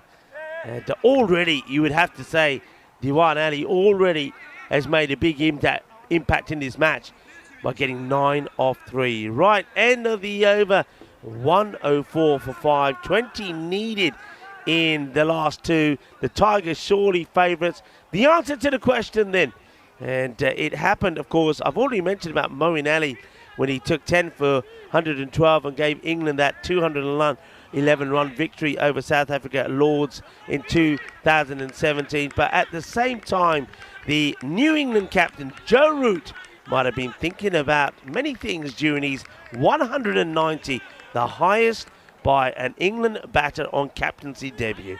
So well done if you got that right.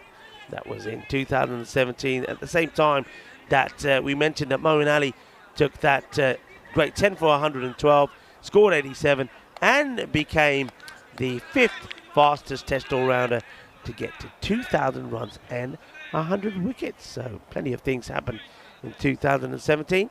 And well done if you got it right. Well done to Phil G. Thanks, Rico. What a shot. What a shot. And, well, Diwan Ali, he says, I'm here to finish off the match. That boundary does hurt you. As Ahmadzai, his first ball goes to the boundary. It's not a good delivery. There's nobody back there behind this square leg umpire to save that shot. Nobody at all. I mean, they're putting someone there, but you know what? If the fielder's going to be following the ball around, then they're going to win this with ease. It's 14 from 11 required. Down the ground. This one is going to get away from the fielders as well. Yes, indeed. Beautiful straight hit once again from Zishan Diwan Ali. And, well, Zishan Diwan Ali is doing the business for his team. Now, surely they can't falter from here, the Tigers. You wouldn't expect it. And you also got to wonder, where's this guy been hiding? Comes out in the middle order and says, don't worry about anything, I got this. And he has absolutely played one of the best cameos you'll see today. And 6 more. Oh, wow. What a striker this guy is. Well, they've saved the best till last, obviously. He crunches another 6. This over's gone 6, 4, and 6. Umpire just waiting for confirmation on that one, as that one goes flying almost through the fingertips of Sabir Zakil, who was fielding down there. But Ahmadzai, he's gone for 16 off 3 deliveries. And the Tigers now, they only need 4 from 9 deliveries now for the win. Tries to finish it off, doesn't get that one proper. It just rolls out to the leg side for just the one. 121 now for 5, so 3 runs required, and they've got 8 deliveries to do it. And this over has been explosive. This little cameo innings, that 26 off 7 from Zishan Diwan Ali, has been just a revelation. The excitement of removing Faisal Khalik is a distant memory. Don't have to do anything dramatic. If it's singles to win, they just want that win. Such an important victory this for the Tigers. The Tigers have come strong at the end, and the Tigers, well, they have leapt when they've had to, and they've climbed the heights they've had to bring down the Giants. The Giants will stay top, but the Tigers have given themselves a great chance to finish in the top 4, going into, of course, the finals day coming up there on the Friday as we get invaded by the Wasps. Let me have a go. You have a go at that one. Oi. Do you think you got him? It's a goner. Ah, nice one. You've outscored me today, definitely. It's a goner. And speaking of outscoring, scores are level. 123 apiece, but 6 balls for this game to be finished with just a nudge of one. Could we see a maiden over? Oh, I tell you what, you'd have to be pretty strong to be able to say that. Well, Go back to the captain, Hakeem, who... you might as well. Yeah, he went for 15, didn't he? But he did take a wicket. And adios. Bang! Adios. And that is it, done and dusted. There's a proper roar. The roar of the Tigers as that one gets crunched to the boundary. And Zishan Diwan Ali, where's they been hiding this guy? He just comes out and he just mullered 33 of 9 balls. Quite exceptional. And now when you have a look at this, we'll go back and when we look at this tomorrow, when we have a recap, we'll be saying that the Tigers, they won this easily. But it wasn't that easy. No, not at all. And you're right, though. In the final wash-up, you say, oh, yeah, they won it with 5 balls to spare. You know, some good scores there from opening bat and from Faisal Khalik and from the Diwan who made a cameo. But no, this was a really hard yakka in the last game today, played in the twilight, in the dying light of the day. The shadow's getting long. And tomorrow, day 4 or 5, 5 matches coming your way to complete the group stage of this European Cricket Series here in Belgium for the men. And then we go to finals Friday after that. But tomorrow, Brussels Bashers take on the Titans. Then the Lions are back and they're going to take on the Ostend Tigers. Leash Stallions against the Brussels Bashers. That's the lunchtime game. Then we go into the afternoon. Antwerp Giants are back against the Titans. And the final match of tomorrow, final match in the group series, Ghent Wolves take on the Leuven Lions. 5 big games coming your way tomorrow. Big matches coming up tomorrow. This one, well, there's a lot of Lions and Tigers we talked about, but this started with a duck, a royal duck, with an absolute blinder of a catch there from Abdul Rashid. And it was the perfect start for the Giants, but then there was just a fight back from the Tigers as well, especially from Faisal Khalik, who batted beautifully for his 41. Well, there was a little bit of dancing, wiggle it just a little bit there from Sabah Zakil, but it wasn't all smiles for the Giants because, well, they might have thought that they had the upper hand in this contest, especially when they took another wicket, and that was 3 down in the power play with the score just on 29. At the halfway point, they had them 4 down for 54, but the Tigers, they still had the final say. They had a bite to come in their lower order. It's quite incredible, isn't it, really? The transformation this game in the middle overs there. As you see there, Sabah Zakil pleading for the leg before, and it went in his favour. But when you are 17 for 3 inside the power play not even finished, and, you know, you've got the Giants, they're dancing, they're shouting, they're screaming, they're taking every catch. You felt that they were just all over this. And the transformation from the Tigers to just muscle up, to man up and do such a great job here and get the win was absolutely sensational. They have made a really great fist of this. So congratulations to them for a win here. This highlights Faisal Khalik doing a great job.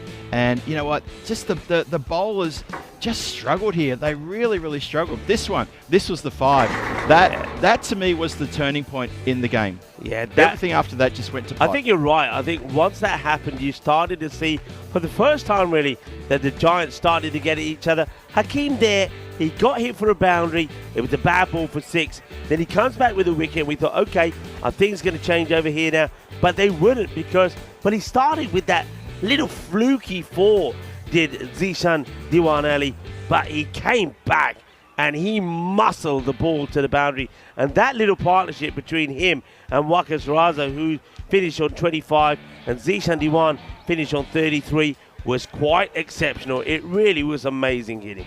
It was. I mean, it was more than just a cameo. It was quite an incredible innings, really quite incredible indeed. Handshakes all around, and Rico, you nailed it when you said, when you look at the final wash-up of this, and when I do the recap tomorrow, I'm sure I'll be saying, well, look at that. It was, you know, a fantastic win. It was chased down with 5 balls to spare. Really well done. And I will not gloss over the fact that this was a hard task because I was here, I saw it with you, we called it together. This was hard work. Really hard work for the Ostend Tigers, and they've triumphed over top of the table. Ostend Tigers, they're rewarded because they go straight into 2nd place on the standings. How about that? Had to work really, really hard to get here.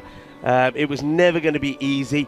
But I liked the character that the Tigers showed. And you know, one thing that we always see when you get to this stage in the tournament, when you get to matches which count, matches will see you go through, matches that see you lose out, that's when you start to see what teams are really made of. Yeah. Because that's when you start to see how they perform under pressure. And I've got to say, I like what I saw here from the Tigers.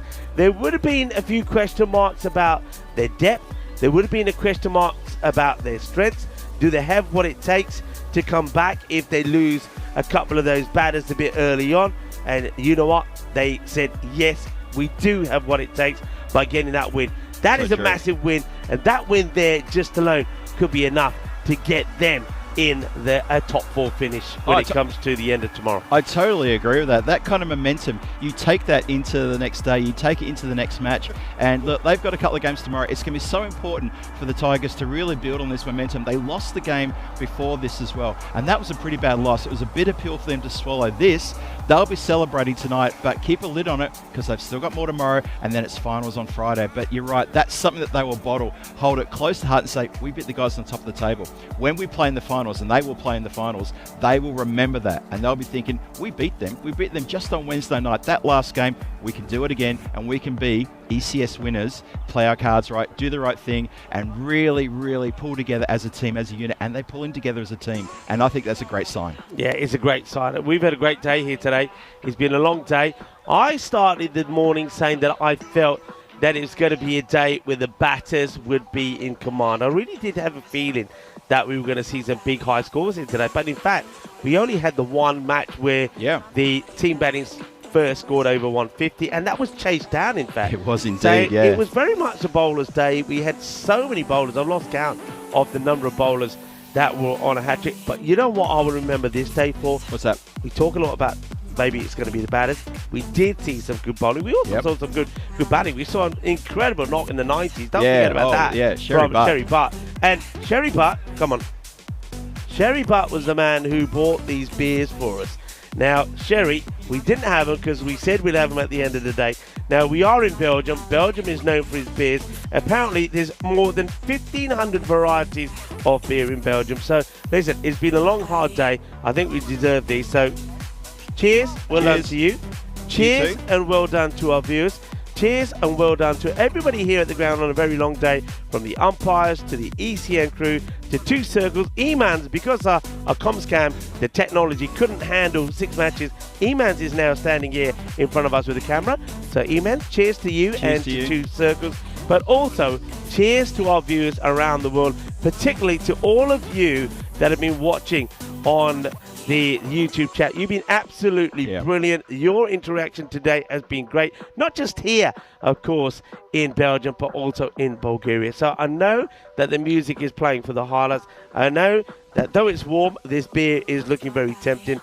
So we're going to get these downers, and meanwhile, take a look at some of the highlights of the day. They've been absolutely fantastic. Thank you for watching. Be good, be kind, be safe, be happy. Adios. Hasta mañana. Cheers. Cheers.